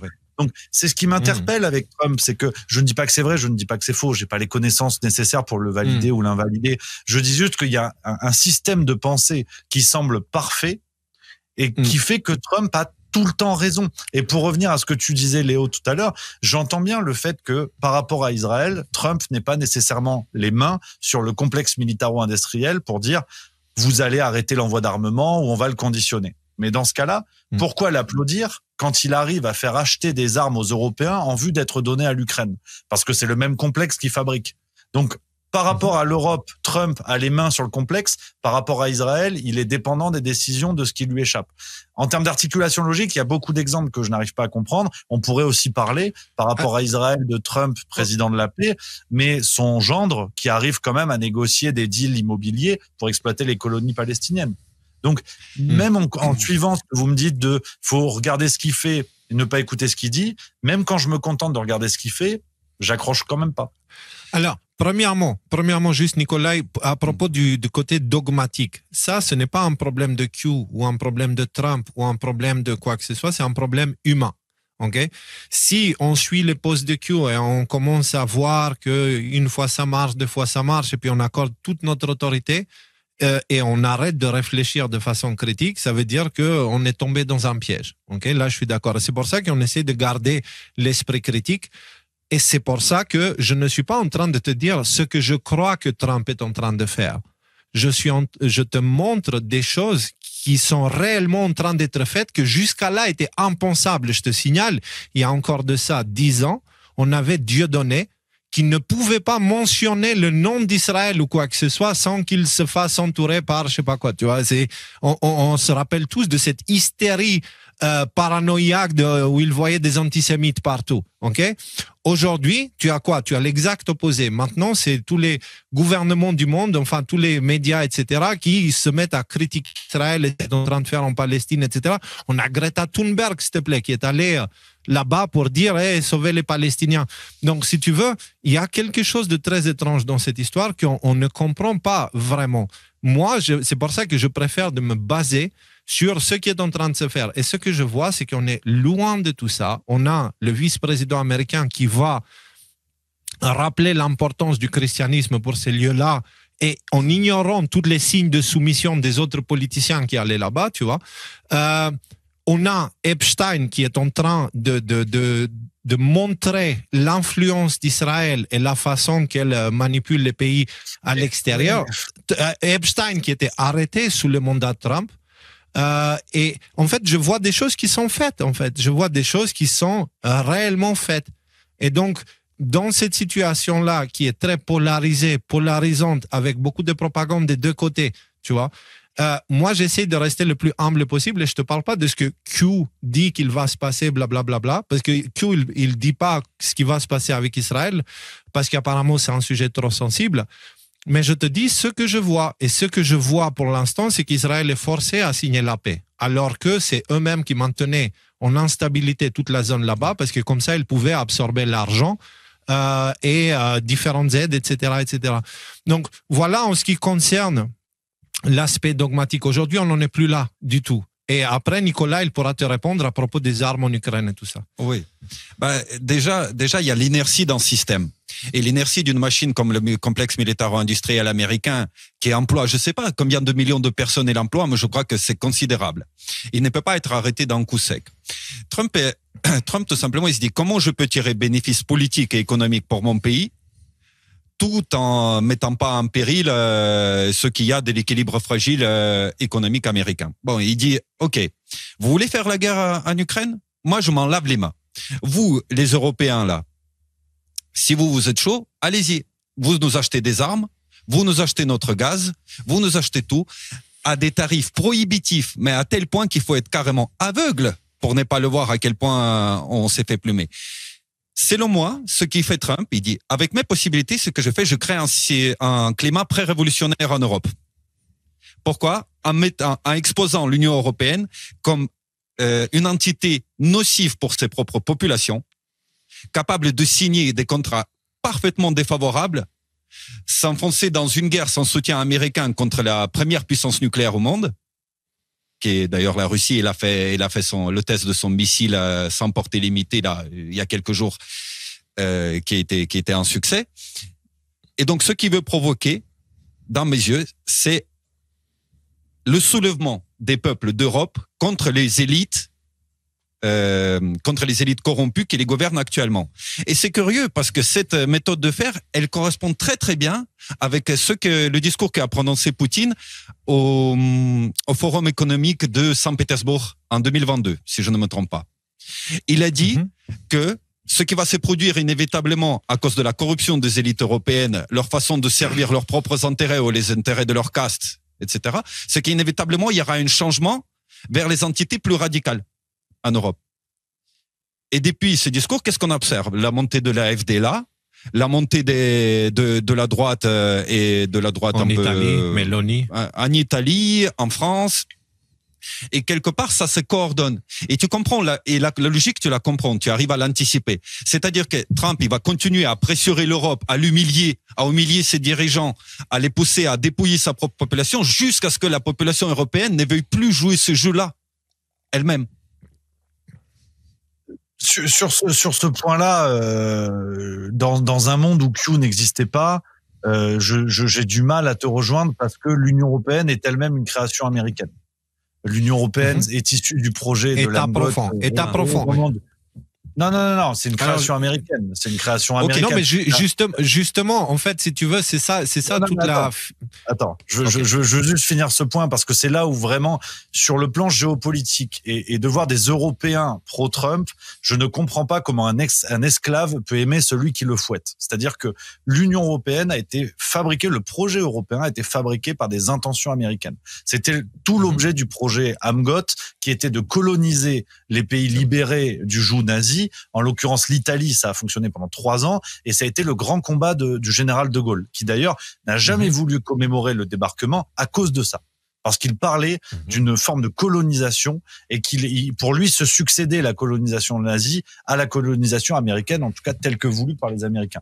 Et donc des gens comme Jean Monnet et Robert Schuman, les fameux pères du projet européen, étaient des pro-américains notoires et qui ont vendu la souveraineté des nations européennes à ce projet européen directement en lien avec Washington. Donc aujourd'hui, là encore, n'étant pas dans la tête de Trump, je peux pas le certifier, mais entendre un président américain, quel qu'il soit, expliquer que son objectif, c'est que les peuples européens se libèrent, Alors d'accord, dont acte. Et effectivement, regardons dans les pays de l'Union européenne les puissances politiques qui arrivent au pouvoir ou en passe de l'être. C'est le RN en France, c'est Meloni avec Fratelli d'Italia en Italie, c'est Geert Wilders aux Pays-Bas, on a Vox en Espagne, on n'a que des partis politiques pro-atlantistes, pro-américains. Mais le truc, c'est que moi, ça me paraît bizarre. Giorgia Meloni, elle est plus contente d'être aux États-Unis que Ronald McDonald. Vraiment, c'est une mascotte américaine sur le territoire européen. Donc, quand Trump dit ça, pour moi, son objectif, c'est de créer une instabilité favorable à des partis politiques qui seront encore plus faciles à vassaliser. Regardez aujourd'hui une Sarah Knafo, qui est l'extrême droite. Mais à vassaliser, pourquoi? Ce que tu es en train de dire, c'est en gros, c'est très bien ce que tu dis. Parce que d'un côté, tu dis que les États-Unis avaient déjà le contrôle des pays européens. Et là, tu dis que Trump essaie de reprendre le contrôle des pays européens. Pourquoi il le ferait si c'était déjà le cas? Je dis juste, pour essayer d'être cohérent avec ce que je disais au tout début de l'échange, je pense que ce que fait Trump, c'est une continuité de l'impérialisme américain sous un autre visage. Mais alors, comment t'expliques une telle hostilité de tous les médias mondiaux, de tous les acteurs politiques mondiaux contre Trump? Je veux dire, ce serait quoi l'intérêt? C'était une petite hostilité pour faire semblant, d'accord. Mais là, je veux dire, on ne peut pas nier que tout ce qu'ils ont pu faire contre Trump, ils ont essayé de l'assassiner, ils ont essayé de le mettre en prison, ils ont essayé de mettre sa famille en prison, ils ont essayé de mettre tous ses collaborateurs en prison. Il y a eu Flynn qui a eu beaucoup de problèmes. Les Occidentaux ont essayé ils ont essayé de l'humilier aussi. Là, c'est pas le même sujet. Là, vous me parlez de la lutte contre Trump sur le sol américain. Moi, je vous parle de l'impérialisme américain et ses répercussions en Europe. Si on prend le lien entre les deux questions, qui est comment les médias mainstream ont défoncé Trump sur le premier mandat, je suis d'accord avec vous à 100%. Par contre, sur le deuxième mandat Trump, pour me farcir les journaux mainstream tous les jours, et c'est pas par gaieté de cœur, je peux vous assurer que la ligne a changé. Et qu'aujourd'hui, vous avez une chaîne comme CNews qui est ouvertement pro-Trump. La ligne a changé parce que je pense que, et c'est sûrement là que je me plante, mais pour moi, Trump n'est que le nouveau visage de l'impérialisme américain. C'est peut-être la clé dans l'idée, Rémi, c'est que je pense que c'est un peu dépassé. Enfin, je dis ça sans aucun manque de respect ou quoi que ce soit. Cette vision, les Américains ils veulent ça, les Russes ils veulent ça, les Français et l'Union européenne ils veulent ça. Aujourd'hui, je pense que les deux pôles, parce que c'est devenu extrêmement binaire, la géopolitique mondiale, aujourd'hui, t'as un pôle mondialiste et t'as un pôle anti-mondialiste. Derrière le pôle anti-mondialiste, on a des gens qui se battent pour leurs intérêts personnels, que ce soit, tiens, moi je suis pour les BRICS, ah non, moi je suis pro-américain, ou des choses comme ça. Mais sur le champ de bataille tout en haut, c'est mondialiste et anti-mondialiste. Et ça s'est traduit par des discours extrêmement clairs. Encore un récemment de Trump à l'ONU, là, il y a quelques semaines. Ou alors les discours de Poutine à l'ONU, là, ça c'est toi Nico qui va pouvoir me baquer là-dessus. Donc l'idée c'est que ne pas voir cette discontinuité aux États-Unis, parce que le pouvoir américain, le pouvoir états-unien était extrêmement dans la lignée mondialiste. Jusqu'à Trump numéro 1. Après, on est revenu avec un Biden. Bon, et ça, on pourrait en parler parce qu'il y a beaucoup de choses à dire là-dessus entre 2020 et 2024. Et là, maintenant, il est encore en train de quitter cette voie mondialiste. Donc, la discontinuité en géopolitique du pouvoir américain me semble très clairement posée dans ces termes-là. Et à partir de ce moment-là, on peut penser que oui, peut-être que Trump a un intérêt économique, ça c'est certain, à vassaliser d'une certaine manière les États-Unis, mais c'est pas une vassalisation qui va passer par l'Union européenne, puisque l'Union européenne est constamment ridiculisée et en plus, c'est un des derniers bastions encore un peu forts du projet mondialiste. Alors, si Trump n'est pas un mondialiste, je veux bien l'entendre. Mais pourquoi la présence de quelqu'un comme Scott Bessent, nommé par Trump directeur du Trésor, ancien de chez Soros? Justement, là, tu peux voir, là, on est vraiment dans les hypothèses et ce sera le même genre d'hypothèse que je te ferai si on vient à parler de... Bessent est là. Bessent est là. Ça, on est complètement d'accord. C'est même un argument que je prends à mon compte. Ce que je veux te dire, c'est que tu peux dire, là, il est en train de faire pousser l'agenda de Soros, ce qui ne nous semble pas être le cas, parce que sinon, Soros, il serait pas... c'est pas ce que je dis. Attention. Non, je dis pas ce que tu dis, mais c'est qu'il y a deux solutions. Soit Soros se sert de Trump, soit Trump se sert de Bessent pour contrer Soros. Parce que Bessent, on ne sait pas. Ni toi ni moi ne savons ce qu'il a dans le cœur. Ou alors par comment ses couilles sont tenues. Ceci dit, un type comme Bessent est de nature à faire tomber tout le réseau, toute l'organisation Soros. Et si on parle de Soros, si on veut bien aussi... Oui, ok. C'est pas ce que je veux dire par là. Ce que je veux dire par là, c'est que j'entends que peut-être que Trump incarne le nouveau visage de l'antimondialisme. Pourquoi pas? Mais moi, j'essaie de juger par les faits. On est tous d'accord là-dessus. Regardons ce qu'il a fait. La nomination de Scott Bessent. Les négociations pour le rachat des ports en eau profonde. 20 milliards, Trump a négocié en faveur de BlackRock. Si on prend des nominations de gens pro-sionistes qu'il y a aujourd'hui autour de Donald Trump, en vue d'aller créer des deals immobiliers, on en parlait tout à l'heure, l'exploitation de la Palestine, tous ces territoires-là. Trump qui fait, alors est-ce que c'est une blague, et cet effet Streisand dont on parlait, le positionnement par rapport au Groenland, de dire finalement les États-Unis vont peut-être récupérer le Groenland. Si ça c'est pas de l'impérialisme, et l'impérialisme est par nécessité mondialiste. C'est que si vous voulez dominer le monde, il faut considérer qu'il y a un monde. Je pense qu'on est à peu près d'accord là-dessus. Donc, faire de Trump un anti-mondialiste, malgré ses velléités guerrières, ses velléités économiques qui pèsent sur beaucoup de pays hors États-Unis, je peine à comprendre. Et d'ailleurs, juste pour finir, on peut parler de quelqu'un comme Emmanuel Macron. On est tous d'accord pour le critiquer en France et dire Macron a vendu les joyaux de la couronne, sans mauvais jeu de mots avec les derniers événements du Louvre. Macron a vendu les joyaux de la couronne, il les a vendus à qui ? General Electric, c'est américain ou c'est du Paraguay? Et en 2017, c'était pas. Mais c'est ça le truc en fait, c'est, tu vois, écoute, Rémi, le truc c'est pour nous, c'est très important de faire la distinction entre cette partie qui s'appelle l'État profond, tu vois, qui est un fruit du complexe militaro-industriel, et le pouvoir étatique, la structure de pouvoir. La structure de pouvoir a été infestée par ce complexe militaro-industriel, et ça a été fait à l'ensemble de l'Occident. Ce n'est pas qu'un phénomène américain. Et donc, du coup, quand tu parles de General Electric, ce n'est pas de l'État américain. General Electric, c'est une industrie, c'est un industriel. Donc, ça va dans le complexe militaro-industriel. General Electric était un des membres de ce complexe militaro-industriel qui ont fabriqué énormément de choses dans le passé, tu vois, pour des guerres aussi. Donc, c'est pas qu'une petite technologie qui fait une entreprise qui fait des machines à laver, c'est plus que ça. Et donc, c'est ça le truc, c'est qu'il faut faire cette séparation, que ce soit en France ou ailleurs, entre la vision globaliste, état profond, complexe militaro-industriel qui existe et qui essaie d'infiltrer la structure de pouvoir, comme ils l'ont fait en France, tu vois. Et la différence entre les gens qui cherchent réellement à faire les choses bien et aussi les populations en dessous. Tu vois, donc quand tu parles, c'est les Américains qui ont fait d'eux, tu es en train de parler de tout un pays et de tout un peuple. Donc ce n'est pas les Américains. General Electric, ce n'est pas l'État américain et ce n'est pas non plus le peuple américain. Donc, si tu veux, il faut bien faire la séparation entre ces différentes entités parce qu'on a ce problème-là en France. Moi, j'aimerais pas être identifié aux actes de Macron. On est d'accord. Toi non plus. Alors, les entreprises françaises non plus. On a ce problème-là dans les débats. On doit intégrer cette vision-là parce qu'on a ce problème avec les États-Unis, avec la France, avec l'ensemble de l'Occident, l'ensemble du monde, on pourrait dire, et aussi Israël. Parce qu'en Israël, tout le monde n'est pas méchant. Les gens qui sont il y a des SDF en Israël aussi, tu vois, et qui y sont pour rien. C'est juste, ils sont nés là-bas. La dissociation avec le peuple, c'est un rappel important et je pense qu'on était tous d'accord là-dessus, donc j'y souscris. Par contre, pour moi, la dissociation pouvoir-structure, donc État profond en tant que structure, quand je vois le pouvoir américain qui négocie des deals en faveur de BlackRock, on est d'accord que BlackRock, c'est l'un des symboles de l'État profond américain. Je pense qu'on sera d'accord là-dessus. Justement, non, on n'est pas d'accord là-dessus, Rémi. Non, je veux dire, on n'est pas d'accord. Moi, ce que j'ai envie de te dire, et là, c'est exactement le sujet Palantir dont on voulait parler. Je sais pas si on en a parlé à l'antenne ou pas. Est-ce que je peux donner juste un petit, parce que je vais l'oublier sinon. Parlons des Rothschild. Les banques Rothschild sont connues pour leur exécrable action sur le système financier mondial. Ok. Il se trouve qu'en Albanie, un jour, ma sœur a voulu monter, elle voyait toute cette idée des vélos et tout. À Tirana, en Albanie, il y a eu un énorme problème. Tu vois, un énorme problème avec les voitures parce qu'on a trouvé tout d'un coup avec des millions de voitures sans la capacité d'absorber le trafic. Et donc, ma sœur a pensé de monter cette association qui fait les Vélib, l'équivalent des Vélib en Albanie.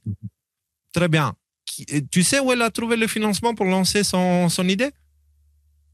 C'est les Rothschild. En lien avec Rothschild. Ouais. C'est, voilà. Et donc, les Rothschild, c'est pas qu'elle les connaissait, c'est que les Rothschild, ils ont on va dire une base en Albanie, comme ils ont dans plein de pays.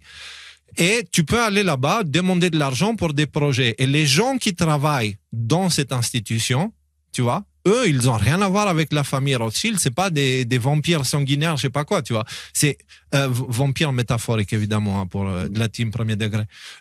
Et donc, du coup, ça veut dire que tout n'est pas noir, tout n'est pas blanc.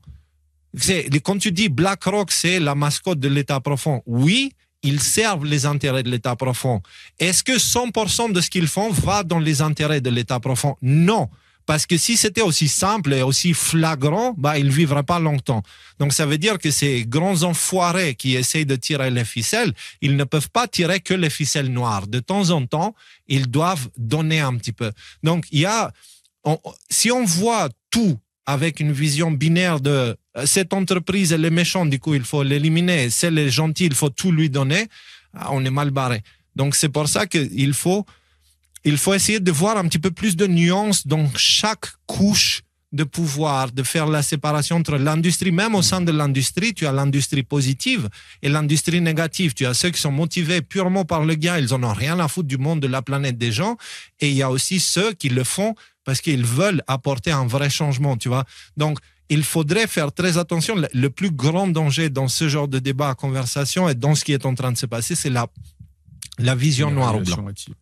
Ouais, simplification à l'extrême. Donc, c'est pour ça, j'aimerais bien, quand tu dis BlackRock, oui, je suis entièrement d'accord avec toi. Je parle de BlackRock, j'ai un doute, j'en parlais déjà à l'époque, tu vois, en 2010. Est-ce que 100% de ce qu'ils font est mauvais? Non, parce que si c'était le cas, ils se feraient griller immédiatement. Donc, est-ce que les plans de Trump, comme ils travaillent... J'ai un exemple que je trouve pertinent par rapport à BlackRock, par rapport à Palantir aussi, surtout par rapport à Palantir, c'est l'exemple de Facebook. Ok, Facebook... Tout le monde est choqué par Palantir, à juste titre, hein, pour toutes les attaques sur une vie privée, sur ce qui reste d'une vie privée. On peut être à très juste titre être choqué par Palantir, mais personne se choque de Facebook. Alors que Facebook, ce que je veux dire, c'est l'outil de contrôle, de suivi, de cartographie du monde occidental.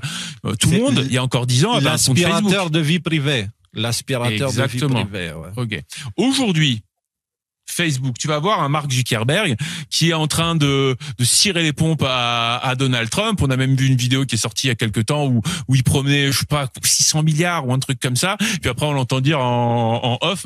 Et donc, je savais pas ce que c'était le nombre. Alors, du coup, j'ai dit 600 milliards. Et du coup, je me suis engagé devant la planète entière à te donner, à toi, à Donald Trump et à ton administration, 600 milliards. On parle pas d'un Mars, quoi, tu vois. Donc, alors que Facebook, il y a 3 ans, c'était qui? C'était la base du complexe de la censure. C'était eux qui étaient à la base de tout le fact-checking et compagnie. Tout le monde s'est fait censurer par Facebook. Tout le monde se faisait voler ses trucs par Facebook. On se souvient des trucs de Cambridge Analytics. On a même nous parlé dans une émission il y a pas longtemps du fait que Facebook, ils se sont dit tiens, on va faire une petite expérience sur ces personnes-là, quelques centaines de milliers de personnes. On va juste changer leur fil avec un algorithme spécifique pour voir si on leur met que de la merde, est-ce qu'ils vont devenir dépressifs et ils auront envie de se tuer. Et il y a des gens qui se sont tués ou qui ont essayé de se tuer. Donc ça, c'est Facebook. Ouais. Et aujourd'hui, on a un Facebook avec un Zuckerberg qui est complètement à la botte d'un Donald Trump. Donc moi, mon interprétation par rapport à ça, et c'est vraiment juste une interprétation, donc je sais pas de te convaincre, je te donne une grille de lecture, c'est de se dire quoi? En gros, face à une entreprise aussi toxique que Facebook de 2020, tu as 2 solutions. Soit tu la détruis, tu la mets en pièces, ok. Soit tu essayes de prendre cette entreprise, de la restructurer de l'intérieur, de prendre les contrôles de l'intérieur pour prendre cette espèce d'énorme machine à fric, parce que c'est aussi ça, Facebook, une énorme machine à fric, c'est énormément de valeur, et essayer de la réorienter dans tes intérêts. Sachant que tes intérêts, dans le cas de Donald Trump, ça va être les intérêts notamment économiques des États-Unis. Donc c'est-à-dire que c'est pas les tiens et les miens personnellement, on est d'accord là-dessus. Donc on pourrait faire le même raisonnement avec Palantir. America First, il faut le prendre à la lettre. C'était Trump, il est prêt à sacrifier le reste pour mettre les États-Unis devant. Mais après, il prend en compte aussi la complexité géopolitique, que s'il met tout le monde, il jette tout le monde sous le bus, comme on dit, qu'il va se faire beaucoup d'ennemis. Donc je pense que c'est vraiment une histoire de jonglage très délicat. Oui. Et je trouve ça, en fait, j'aime beaucoup la tournure que prend la discussion parce qu'au fond, je crois qu'elle valide nos positions mutuelles. C'est-à-dire que le rappel que tu fais, Léo, sur l'importance de la vigilance, l'importance du doute, l'importance de la remise en question, d'une certaine binarité, d'un certain manichéisme, je suis 1000 fois d'accord avec ça. Mais ça nous ramène au tout début de la discussion. Q de ce que vous m'avez expliqué, je vais le dire volontairement avec un petit peu d'ironie pour mettre un peu de légèreté dans la discussion, pour essayer de reprendre les arguments de quelqu'un qui serait complètement opposé à Q. C'est-à-dire qu'il faut prendre au sérieux les propos de quelqu'un qu'on ne connaît pas, qui nous évoque un plan qu'on ne connaît pas, qui est un plan ultra secret, mais que nous, des pimpins sur YouTube qui habitons au fin fond de je sais pas quelle ville, on est au courant du plan ultra secret. Et là, quand moi je suis arrivé avec mes gros sabots, j'ai fait une vidéo en disant écoutez les gars, vous êtes sympas, mais c'est pas crédible votre histoire. On me dit non, mais en fait c'est parce que t'es anti-Q, tu comprends pas, tu connais pas, va écouter Alexis Cossette, il connaît tout de A à Z. On m'a dit ça. Donc j'exagère bien volontiers, mais dans ce cas-là, si on veut faire œuvre de vigilance, de doute, de remise en question, et qu'on l'applique au tout début de l'histoire, pour moi Q c'est pas crédible. Je ne dis pas ce qu'il dit, je ne dis pas ce qui est révélé, mais la structure intellectuelle du système Q, je comprends pas, je la trouve pas sérieuse. Donc évidemment que ça appelle à la crédibilité, ça appelle au doute. Juste quel aspect particulièrement si la structure intellectuelle Q poussait les gens à remettre en cause certaines choses, certains faits, Q ne serait pas pris au sérieux. Donc je pense qu'il y a quand même une sorte de pas d'enfermement intellectuel, faut pas déconner non plus, mais il y a une forme de système de pensée parfait qui fait que vous êtes pour ou contre. Mais Q en soi, je ne comprends pas pourquoi on peut même pas remettre ça en cause. Bah attends, mais c'est là où tu dis une chose très intéressante. Excuse-moi, c'est là où tu dis une chose très intéressante. Je pense que avant que Donald Trump soit réélu là actuellement, nous on était plutôt dans une position où on disait combat à l'état profond, Q machin, etc.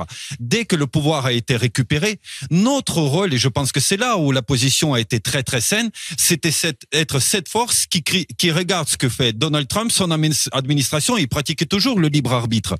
Mais ça c'est notre position. Il y en a qui n'ont pas, soit ils se sont pas suffisamment imprégnés de ceux qui voulaient promouvoir Q dans ses messages, parce qu'ils promouvaient exactement ça. Maintenant que Trump est au pouvoir, nous, on est censé être le contre-pouvoir, c'est-à-dire que nous sommes censés surveiller ce qu'il fait et toutes ces défaillances par rapport à Trump est censé donner Epstein, le pouvoir etc. au peuple, pas le centraliser derrière une croyance. Et donc, du coup, nous, c'est ce qu'on essaye de faire. Et je peux te dire que c'est pas la chose la plus facile parce que nous, on se prend des tirs de, entre guillemets, notre côté, simplement parce qu'on remet en question certaines choses. Dernière en date, j'ai remis en question le transhumanisme d'Elon Musk que j'ai comparé à celui de Klaus Schwab en disant que Klaus Schwab, à côté, c'est une tapette.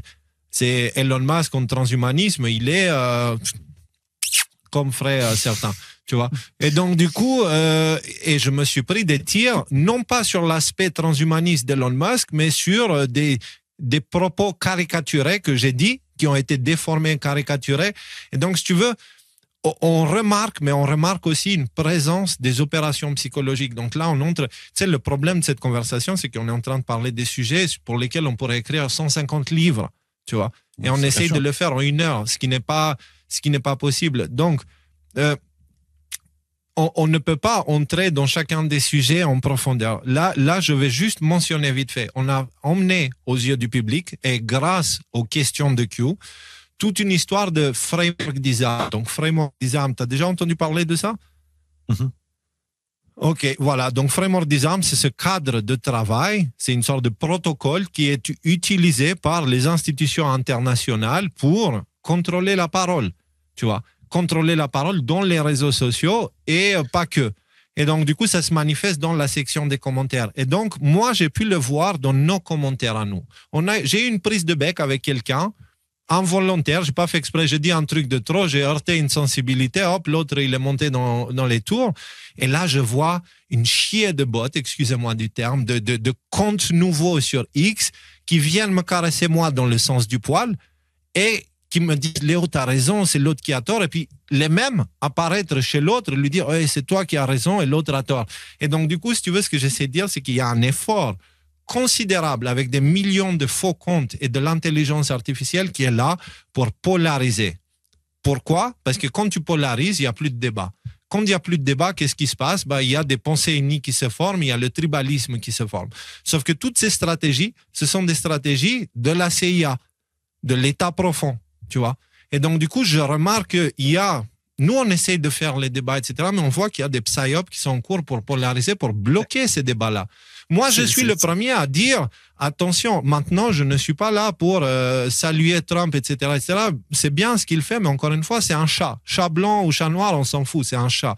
Je suis une souris. Et donc, la responsabilité de ma vie est sur mes épaules. Je garde un œil critique sur Trump. Là, récemment, il a publié une vidéo de lui où il est dans un avion de chasse et il envoie de la merde sur les manifestants. Moi, je trouvais ça stupide. Donc, je suis capable de dire que Trump fait aussi de la merde, littéralement dans le cas précis.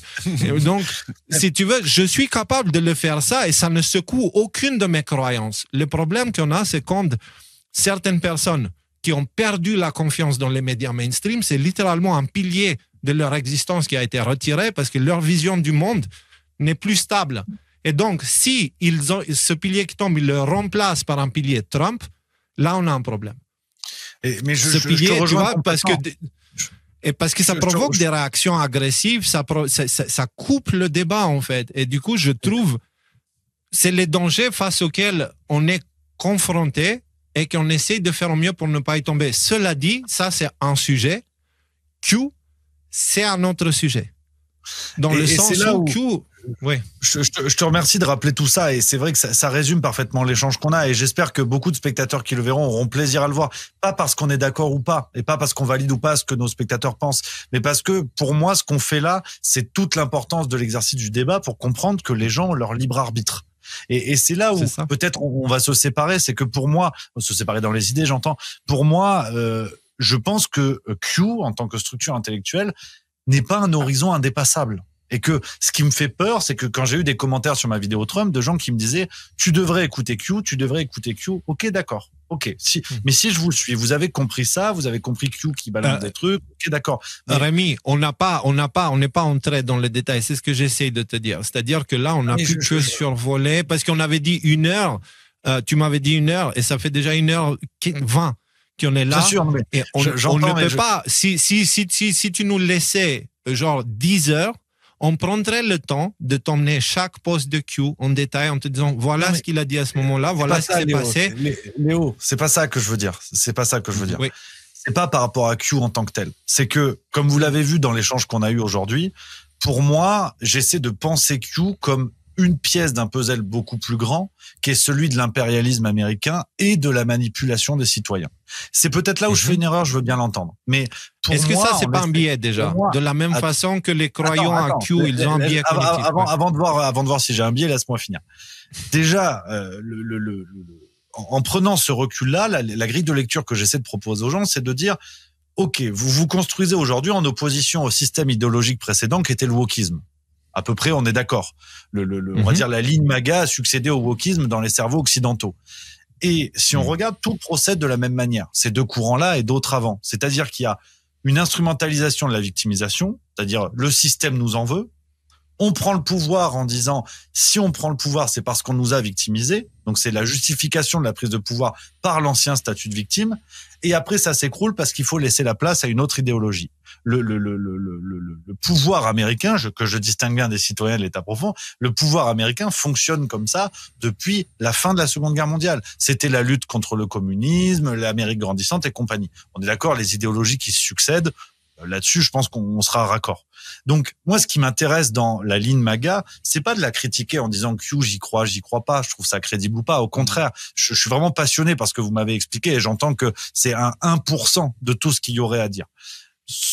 La manière avec laquelle j'essaie de me positionner, c'est de dire si des millions de citoyens se sont fait baiser avant avec d'autres idéologies, est-ce qu'on peut au moins être vigilant en ne considérant pas l'idée Q, je mets des guillemets parce que on est d'accord sur ça, l'idée Q comme un horizon intellectuel indépassable. C'est-à-dire aujourd'hui, on peut pas penser. C'est très simple d'avoir ce genre de démarche, de se dire, peut-être qu'il y a moyen que je me fasse enfler là-dedans.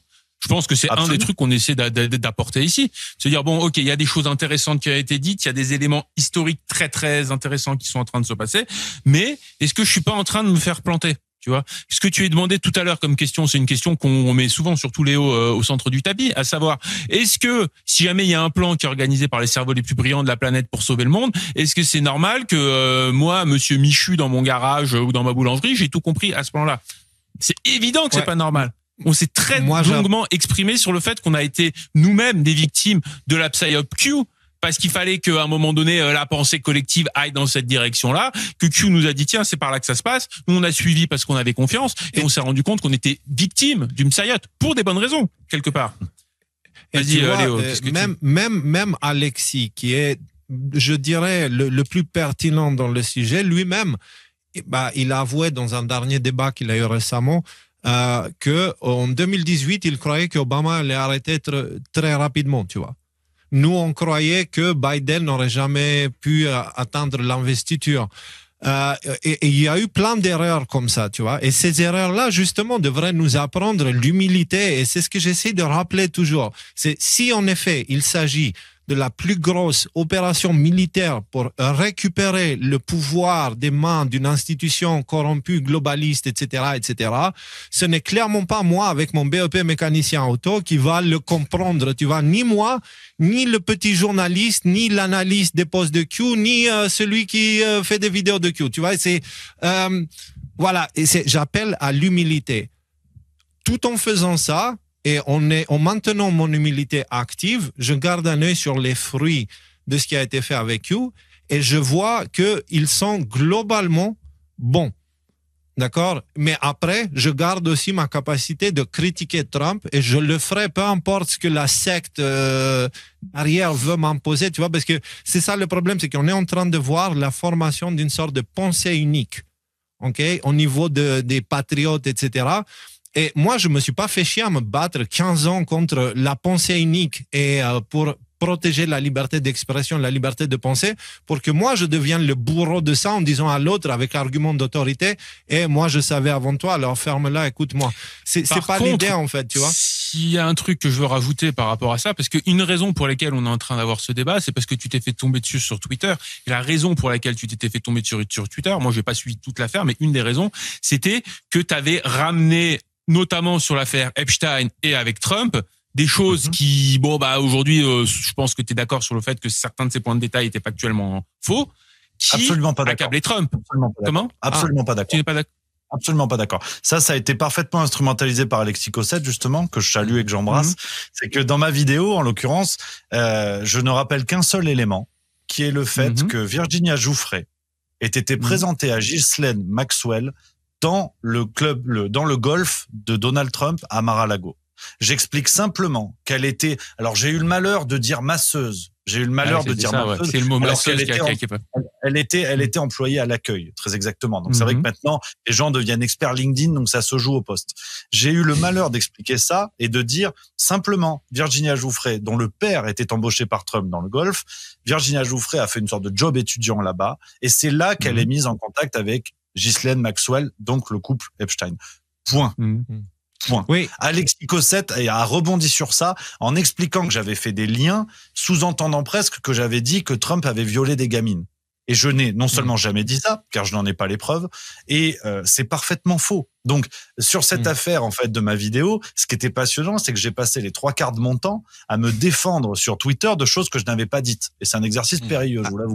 C'est ça le problème. Du coup, c'est très bien que tu aies l'occasion de pouvoir mettre les choses au clair au départ, j'étais censé débattre avec Alexis Cossette. Mais c'est pas grave. Après, c'est l'histoire. Il y a aucune aigreur. Je rappelle les faits parce qu'on en parle. J'étais censé débattre avec. Et puis, on a eu des échanges de tweets où, en fait, très vite, je comprenais que de toute façon, j'étais un pimpin parce que je connaissais pas Q. Et il m'expliquait que, de toute façon, presque, ça servait à rien de débattre avec moi parce que j'avais pas la lumière. Écoute, non seulement on n'est pas Alexis. On n'est pas Alexis, on va pas parler à sa place. Récemment, je l'ai même défendu. Apparemment, il dit qu'il veut, il n'a pas besoin de. Par rapport à ça. Je tiens juste à remettre. C'est Alexis. On veut pas trop. Oui, non, mais j'ai quand même le droit de le dire. Enfin, je sais pas Dieu sur terre. Oui, bien sûr. J'ai quand même le droit de rappeler que moi, il s'est passé ça avec lui. Et la base de la question qui m'est posée, c'est sur cette histoire Epstein. Je n'ai jamais dit que Trump avait violé des gamines. Il y a un seul élément. Et en fait, il y a des, apparemment, plutôt pro-Trump qui me sont tombés dessus en me disant, ouais, mais en fait, elle était pas masseuse, elle était à l'accueil. Ah, d'accord. Ça décrédibilise une vidéo d'1 heure, en fait. Premièrement, et puis deuxièmement, Ghislaine Maxwell et Epstein n'ont pas fait long feu dans le truc de golf de Trump parce qu'ils ont été exclus définitivement à un moment donné, justement parce que de ce qui circule, c'est parce que justement Trump il a regardé que ces gens-là ils sont pas sains et donc du coup ils ont été interdits d'accès au golf. Donc et ça fait longtemps. Hein. C'est pas quelque chose qui est arrivé après dans un mouvement politique, etc. C'est très rapidement Trump quand il a vu le genre de saloperie que c'est Epstein, il s'en est éloigné. Donc vous avez des sources sur cet élément-là? Parce que moi, j'ai eu des sources qui vantaient le fait que les deux se soient engueulés sur un deal immobilier à Mar-a-Lago et que Epstein avait remporté l'affaire et il s'était brouillé à partir de là. Alors, je valide pas votre version. Moi, les éléments que je pourrais t'amener, Rémi, c'est que les éléments, pour le coup, qui sont factuels, on a une interview qu'on n'a pas préparée là pour le jour, mais on pourra te la publier, une interview qui est faite de l'avocat qui défendait les victimes d'Epstein, qui dit, en gros, il y a la seule personne de l'establishment qui m'a aidé, qui m'a donné un temps illimité pour enquêter contre Epstein, c'est Trump. C'est la seule personne qui m'a aidé. Donc, de la bouche de cet avocat-là, à l'époque, alors je sais plus exactement à quelle occasion où Epstein était passé devant la justice, ce type-là a dit le seul qui m'a aidé, c'était Trump. Donc, c'est-à-dire que maintenant, on a un jeu qui est très pervers, qui consiste à dire oulala, dans quelle poche il tombe Trump? Est-ce qu'il tombe dans la poche de ceux qui ont violé les gamines? Et là, maintenant, des questions essentielles comme qu'est-ce qu'il allait faire 30 fois là ou 26 fois Bill Clinton sur l'île d'Epstein? Ok, ces questions-là finalement passent à un rang secondaire parce que dans la tête de beaucoup de gens et de beaucoup d'ennemis de Trump, la question c'est de savoir est-ce que Trump il a baisé des gamins ou est-ce qu'il a pas baisé des gamins. Donc dans toute cette histoire d'Epstein, c'est comme ça que ça se traduit. Il y a un certain nombre de sources qui consistent à dire que non, il l'a pas fait, qu'il a été infiltré à proximité d'Epstein pour un certain nombre de raisons, soit par hasard, pensent certains, soit d'autres pensent que c'est parce que depuis ce moment-là, il était en train d'essayer de cartographier ce mouvement pour à terme le faire tomber. Donc ça, moi, j'ai pas spécialement de preuves qui vont dans ce sens-là.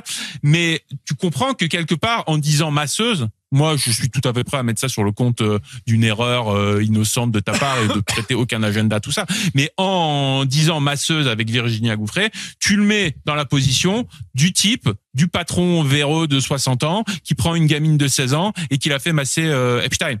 Donc, même si moi je te prête aucun agenda caché et négatif contre Trump, tu comprends que pour les gens qui sont un peu sensibles sur la question, en formulant les choses comme ça, et en fait je suis pas sûr que ce soit une erreur qui soit de ta part. Je pense que c'est une information que tu as dû aller prendre quelque part, que peut-être que tu n'as pas vérifié et que c'est comme ça.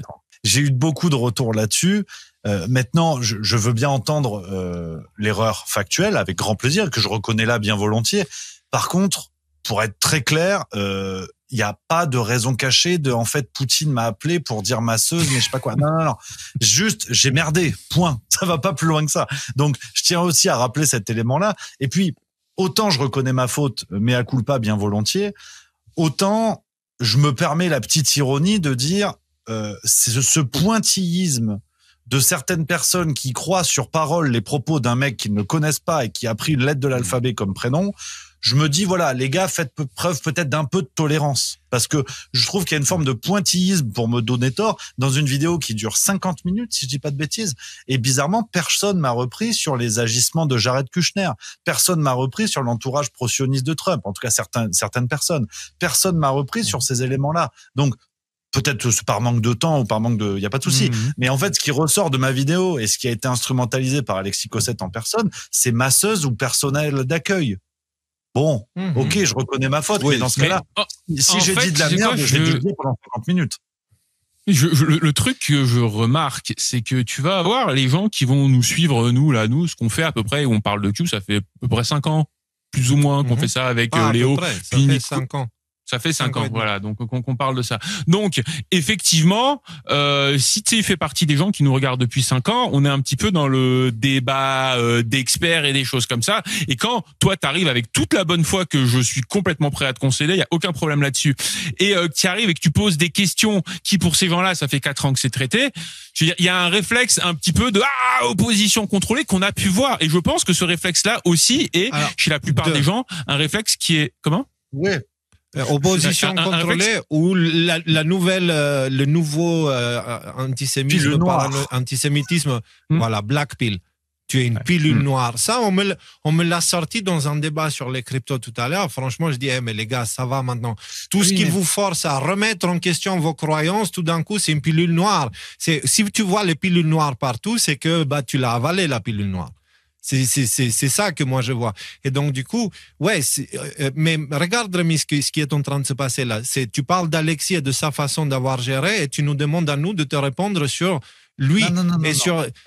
Nous, on fait pas ça. Non, attention. Je vous ai pas demandé de répondre à la place d'Alexis Cossette. Non, parce que tu dis vous, quand tu parles de l'opinion Q, etc., et tu dis vous, et en fait, ce vous englobe visiblement nous, mais aussi Alexis, après, mais aussi je les gens. Je connais pas les prénoms de tout le monde, donc je dis vous parce que c'est l'usage en français, mais après je peux pas.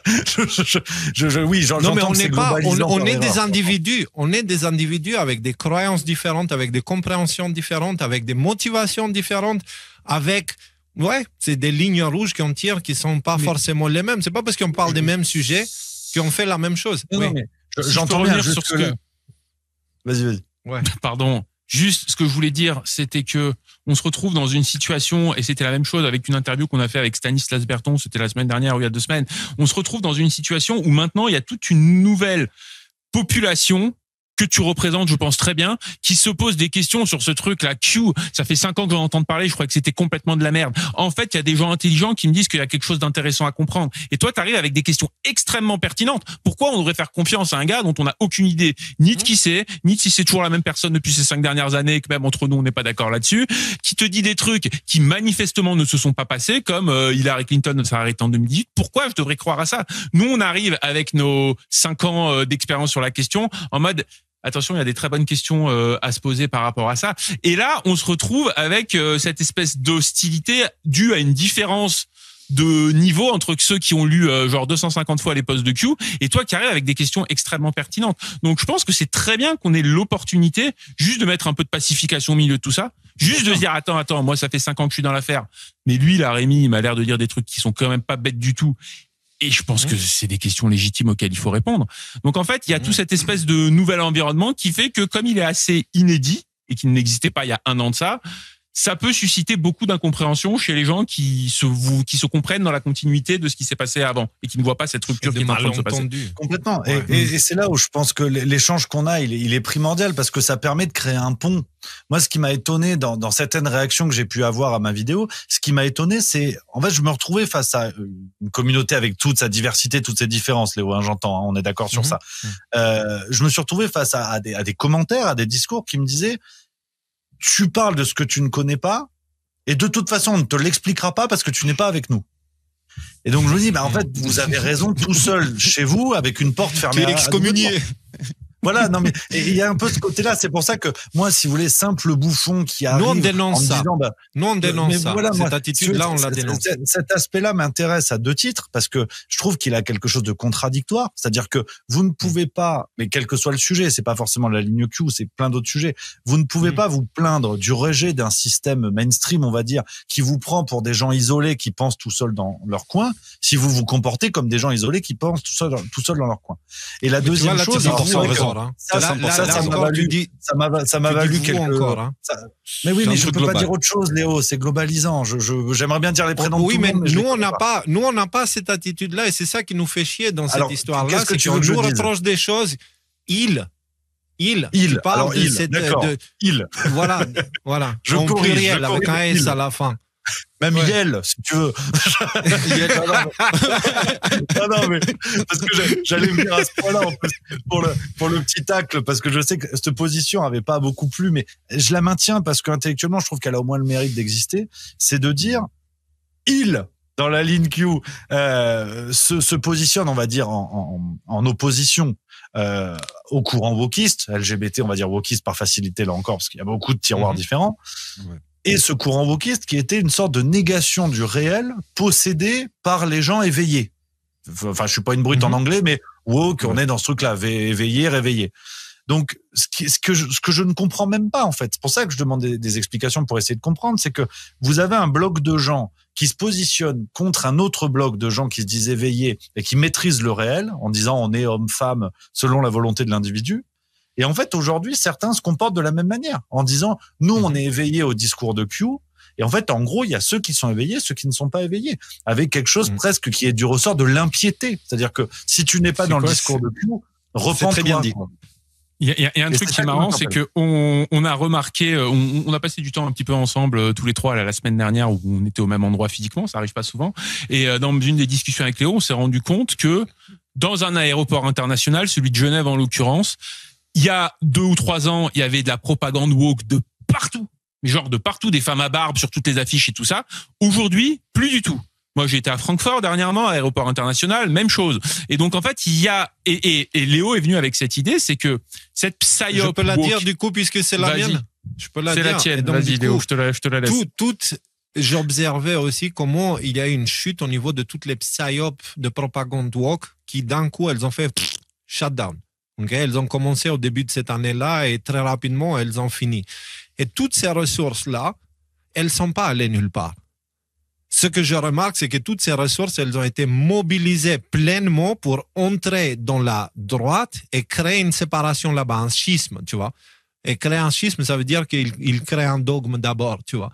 Et donc, du coup, toutes ces opérations, elles sont venues de ce côté-là. Donc, actuellement, tu as des millions de comptes de cyborgs, c'est-à-dire mi-humains. Enfin, ce sont des bots principalement, mais de temps en temps, il y a un humain qui check, etc., qui sont venus polariser la droite et créer une séparation là-bas pour justement qu'il y ait une prise de bec entre l'extrême droite et la semi-extrême droite et la droite modérée et voilà l'extrême gauche par rapport à la droite, tu vois, à créer des comptes débiles comme ça et à les mettre, à se tirer dessus. Et je vois que il y a des psyops qui poussent dans cette direction-là et comment ils le font? Ils cherchent à créer une forme de pensée unique, créer le tribalisme derrière et le motiver. Et après, des gens comme nous, moi, j'arrive dans la section des commentaires. C'est très tentant de lire ces commentaires qui me flattent et qui vont chier sur les autres, tu vois. Et ben non, moi, je l'accepte pas, ça, en fait. J'accepte pas. Et même à ces personnes-là, je dis, écoute, là, ce que tu es en train de faire, c'est d'essayer de me radicaliser ou polariser. Est-ce que c'est conscient ou pas? J'en sais rien. Mais j'aime pas. Je ne pense pas que l'autre se trompe. Je pense que c'est un malentendu entre nous. Et j'essaye toujours de calmer le jeu. Parce que je te dis, c'est la plupart des commentaires que tu as lus, je mets ma main au feu que c'était des bots qui étaient là justement pour provoquer ça. Et souvent, malheureusement, on répond à des bots qui créent une illusion, puis après on se met, d'un coup, on est censé répondre à des choses qu'on n'a jamais dit. Tu vois ce que je veux dire? Et du coup, comme ça, tout le débat est dévié, il n'y a plus de communication, il n'y a plus rien, on ne discute plus. Et c'est comme ça que ça affaiblit. Et pendant ce temps, aux États-Unis, il y a plein de choses qui se passent. Et l'inculpation de John Bolton, il n'y a personne qui se rende compte de ce que ça veut dire. Vraiment. C'est en termes d'importance, et c'est pour moi, il y a une période de paix qui nous attend devant nous, simplement parce que cet individu-là, c'est symbolique. Son arrestation, c'est le complexe militaro-industriel qui a été désactivé avec lui. Et juste, personne parle de ça, tout le monde parle de qu'est-ce que pense Alexis, qu'est-ce que pense Jean-Paul et qu'est-ce que pense machin truc sur... Tu vois ce que je veux dire? Cette division entre nous, on perd du temps, alors que simplement on peut accepter les opinions différentes, la divergence d'opinions et juste discuter dans la fraternité. Je veux dire, moi, avant tout, Rémi, je t'ai rencontré même en vrai l'autre jour et j'ai trouvé que, en fait, juste je t'aime. Voilà, je t'aime. Tu es une personne extraordinaire qui m'inspire, tu vois. Et donc, moi, j'en ai rien à foutre de nos divergences, on les discute et tout. Moi, je vois un frère. Et du coup, je veux passer du temps avec mon frère et on reste concentré à l'essentiel, ce qui est proche de nous, tu vois. Et je vais pas baser mon interaction avec toi sur les commentaires d'inconnus sur X parce qu'il y a 9 chances sur 10 que ça soit des bots. Et que je dis pas que tout le monde c'est des bots. Je dis que certaines personnes interagissent avec les bots et ça prend sur la polarisation, tu vois. Donc, c'est vraiment une situation de merde délicate qu'on ne peut résoudre qu'à travers des échanges comme ça. Et c'est tout ce que je voulais. Juste un truc, est-ce que ça vous dit qu'on se dirige vers une conclusion? Parce qu'au niveau du chrono, je pense qu'on en est rendu là. Ça me va. Vas-y, d'accord. Rémi. Peut-être on laisse Rémi finir. Rémi à la fin. Rémi à la fin. On te laisse le dernier mot, Rémi, parce que c'est comme ça qu'on est censé faire. Nico, le premier, le plus jeune. Je peux commencer. Juste, tu as évoqué que le gars qui a pris le nom d'une lettre, cette lettre, on ne l'a pas évoquée, mais c'est le degré le plus haut d'accessibilité aux informations confidentielles aux États-Unis. C'est l'autorisation Q. Voilà, c'est juste pour Et c'est au rappeler ça très département rapidement. d'énergie. au département d'énergie qui apparemment Voilà. il est au-dessus de toutes les institutions. Voilà. C'est ça. Bah, après, tu en fais ce que tu veux. Hein. Ça se mange ça, sans pain. Conclusion, Nico. Ouais, conclusion. Bah, merci pour cette discussion. Et également, nous aussi, on se creuse la tête par rapport aux questions que tu nous as posées. Parce qu'il y a certaines incohérences. Soit le temps les résoudra et qu'au final, il y aura une action qui deviendra claire pour nous. Soit on acceptera qu'on s'est trompé, hein, comme c'est déjà arrivé par le passé. En tout cas, aujourd'hui, il y a des personnalités très, très importantes et très, très influentes comme Kirill Dmitriev, qui appuient Q et qui sont très très proches des républicains et l'administration de Trump et qui établissent les relations internationales entre eux. Donc, le poids de Q, il existe réellement. Et il est démontré par ces personnes-là. Voilà, c'est sur ça que je voulais finir, même si j'ai pas de chute. Est-ce que je c'est suis pas un humoriste? Voilà. Merci. Bon, c'est mon tour. Moi, ce que je voulais dire, c'est qu'on a eu, en 2021, 2022, il y avait beaucoup de médias sociaux dont on fait partie. Je pense que tu en fais partie aussi. Voilà, on nous a donné un micro, puis on a commencé à avoir un porte-voix qui était intéressant. C'était une époque où il avait des enjeux sur lesquels il fallait vraiment aller se battre, sur la possibilité de pouvoir rentrer dans un restaurant ou pas, sans devoir me donner tes empreintes digitales, une empreinte rétinienne ou des choses comme ça. C'était vraiment des enjeux dans lesquels on était.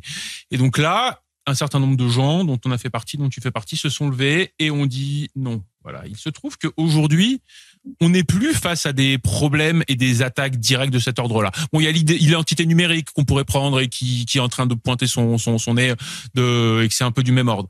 Mais du coup, notre rôle a changé. Et je pense que ce qui est intéressant aujourd'hui, notre rôle, c'est devenu justement, est-ce qu'on va rentrer dans la polarisation? Est-ce qu'on va rentrer dans une espèce de guerre de frère contre frère? Ou est-ce que justement, et c'est pas normal que ce soit aussi difficile à faire, on peut justement faire ce qu'on est en train de faire aujourd'hui, c'est-à-dire te prendre toi, Rémi, moi c'est la première fois que je te parle, j'apprécie ce que tu fais, et se dire, ah bah tiens, là c'est cool, on est d'accord, là on n'est pas d'accord, et moi franchement je serais très ouvert à refaire d'autres émissions avec toi sur ce sujet ou sur d'autres, mais juste pour pouvoir confronter des points de vue, parce que objectivement, même si je suis convaincu par ce que je dis, ton point de vue n'est pas idiot du tout. Et je me dis, ouais, en fait, cette question, moi, je suis convaincu que là, il y a quelque chose d'intéressant à comprendre. Mais ta non-conviction et que tu trouves ça un petit peu ridicule que de trouver qu'il y a quelque chose à comprendre ici, fait du sens. Et je voudrais qu'on puisse continuer à échanger, peut-être pour qu'on soit les garde-fous des uns des autres, malgré non seulement malgré, mais justement parce on a des points de vue qui sont pas, des perspectives qui sont différentes. Et donc moi, je suis très content d'avoir l'occasion de faire ça et très content d'avoir notamment l'occasion de faire ça avec toi parce que voilà, t'es aussi sympa en vrai que ce que j'ai pu le voir dans tes émissions. Donc merci pour cet échange. Voilà, salutations à ton public, salutations aux nôtres et puis bah à très bientôt les gars. Merci. En ce qui me concerne, on va te laisser le dernier mot, Rémi. Moi, j'ai l'histoire qui me rappelle beaucoup de choses parce que je vois l'histoire se répéter et j'aimerais que cette fois, ça ne soit pas le cas. Et l'histoire nous a montré qu'à l'époque, avant la montée des nazis, il y avait un pouvoir qui était libéral et qui voulait absolument tout dérégler, tout, etc., etc., avec les antifas, parce qu'ils existaient déjà à l'époque, tu vois, qui poussaient dans une direction et qu'ils ont poussé tellement fort dans une direction que quand ça a été lâché par inertie, c'est allé dans l'autre extrême et on a eu la création des nazis. D'accord? Le nazisme, c'est une réponse au fascisme en face, tu sais. Bref, et donc, je suis en train de voir la même chose se produire aujourd'hui et Q dit des choses intéressantes. Et à l'avoir étudié jusqu'à présent, je ne vois pas des failles vraiment importantes dans le narratif, mais encore une fois, on n'a pas eu le temps d'entrer dans les détails et on ne peut pas en 2 minutes.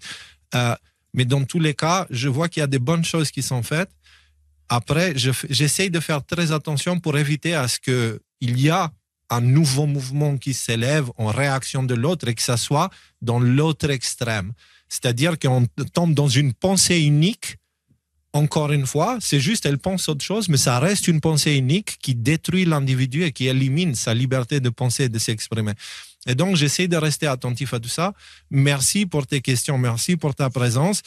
On espère avoir apporté quelques éléments, mais encore une fois, je vais insister qu'on ne peut pas aborder ce sujet-là en 1 heure ou en 2 heures.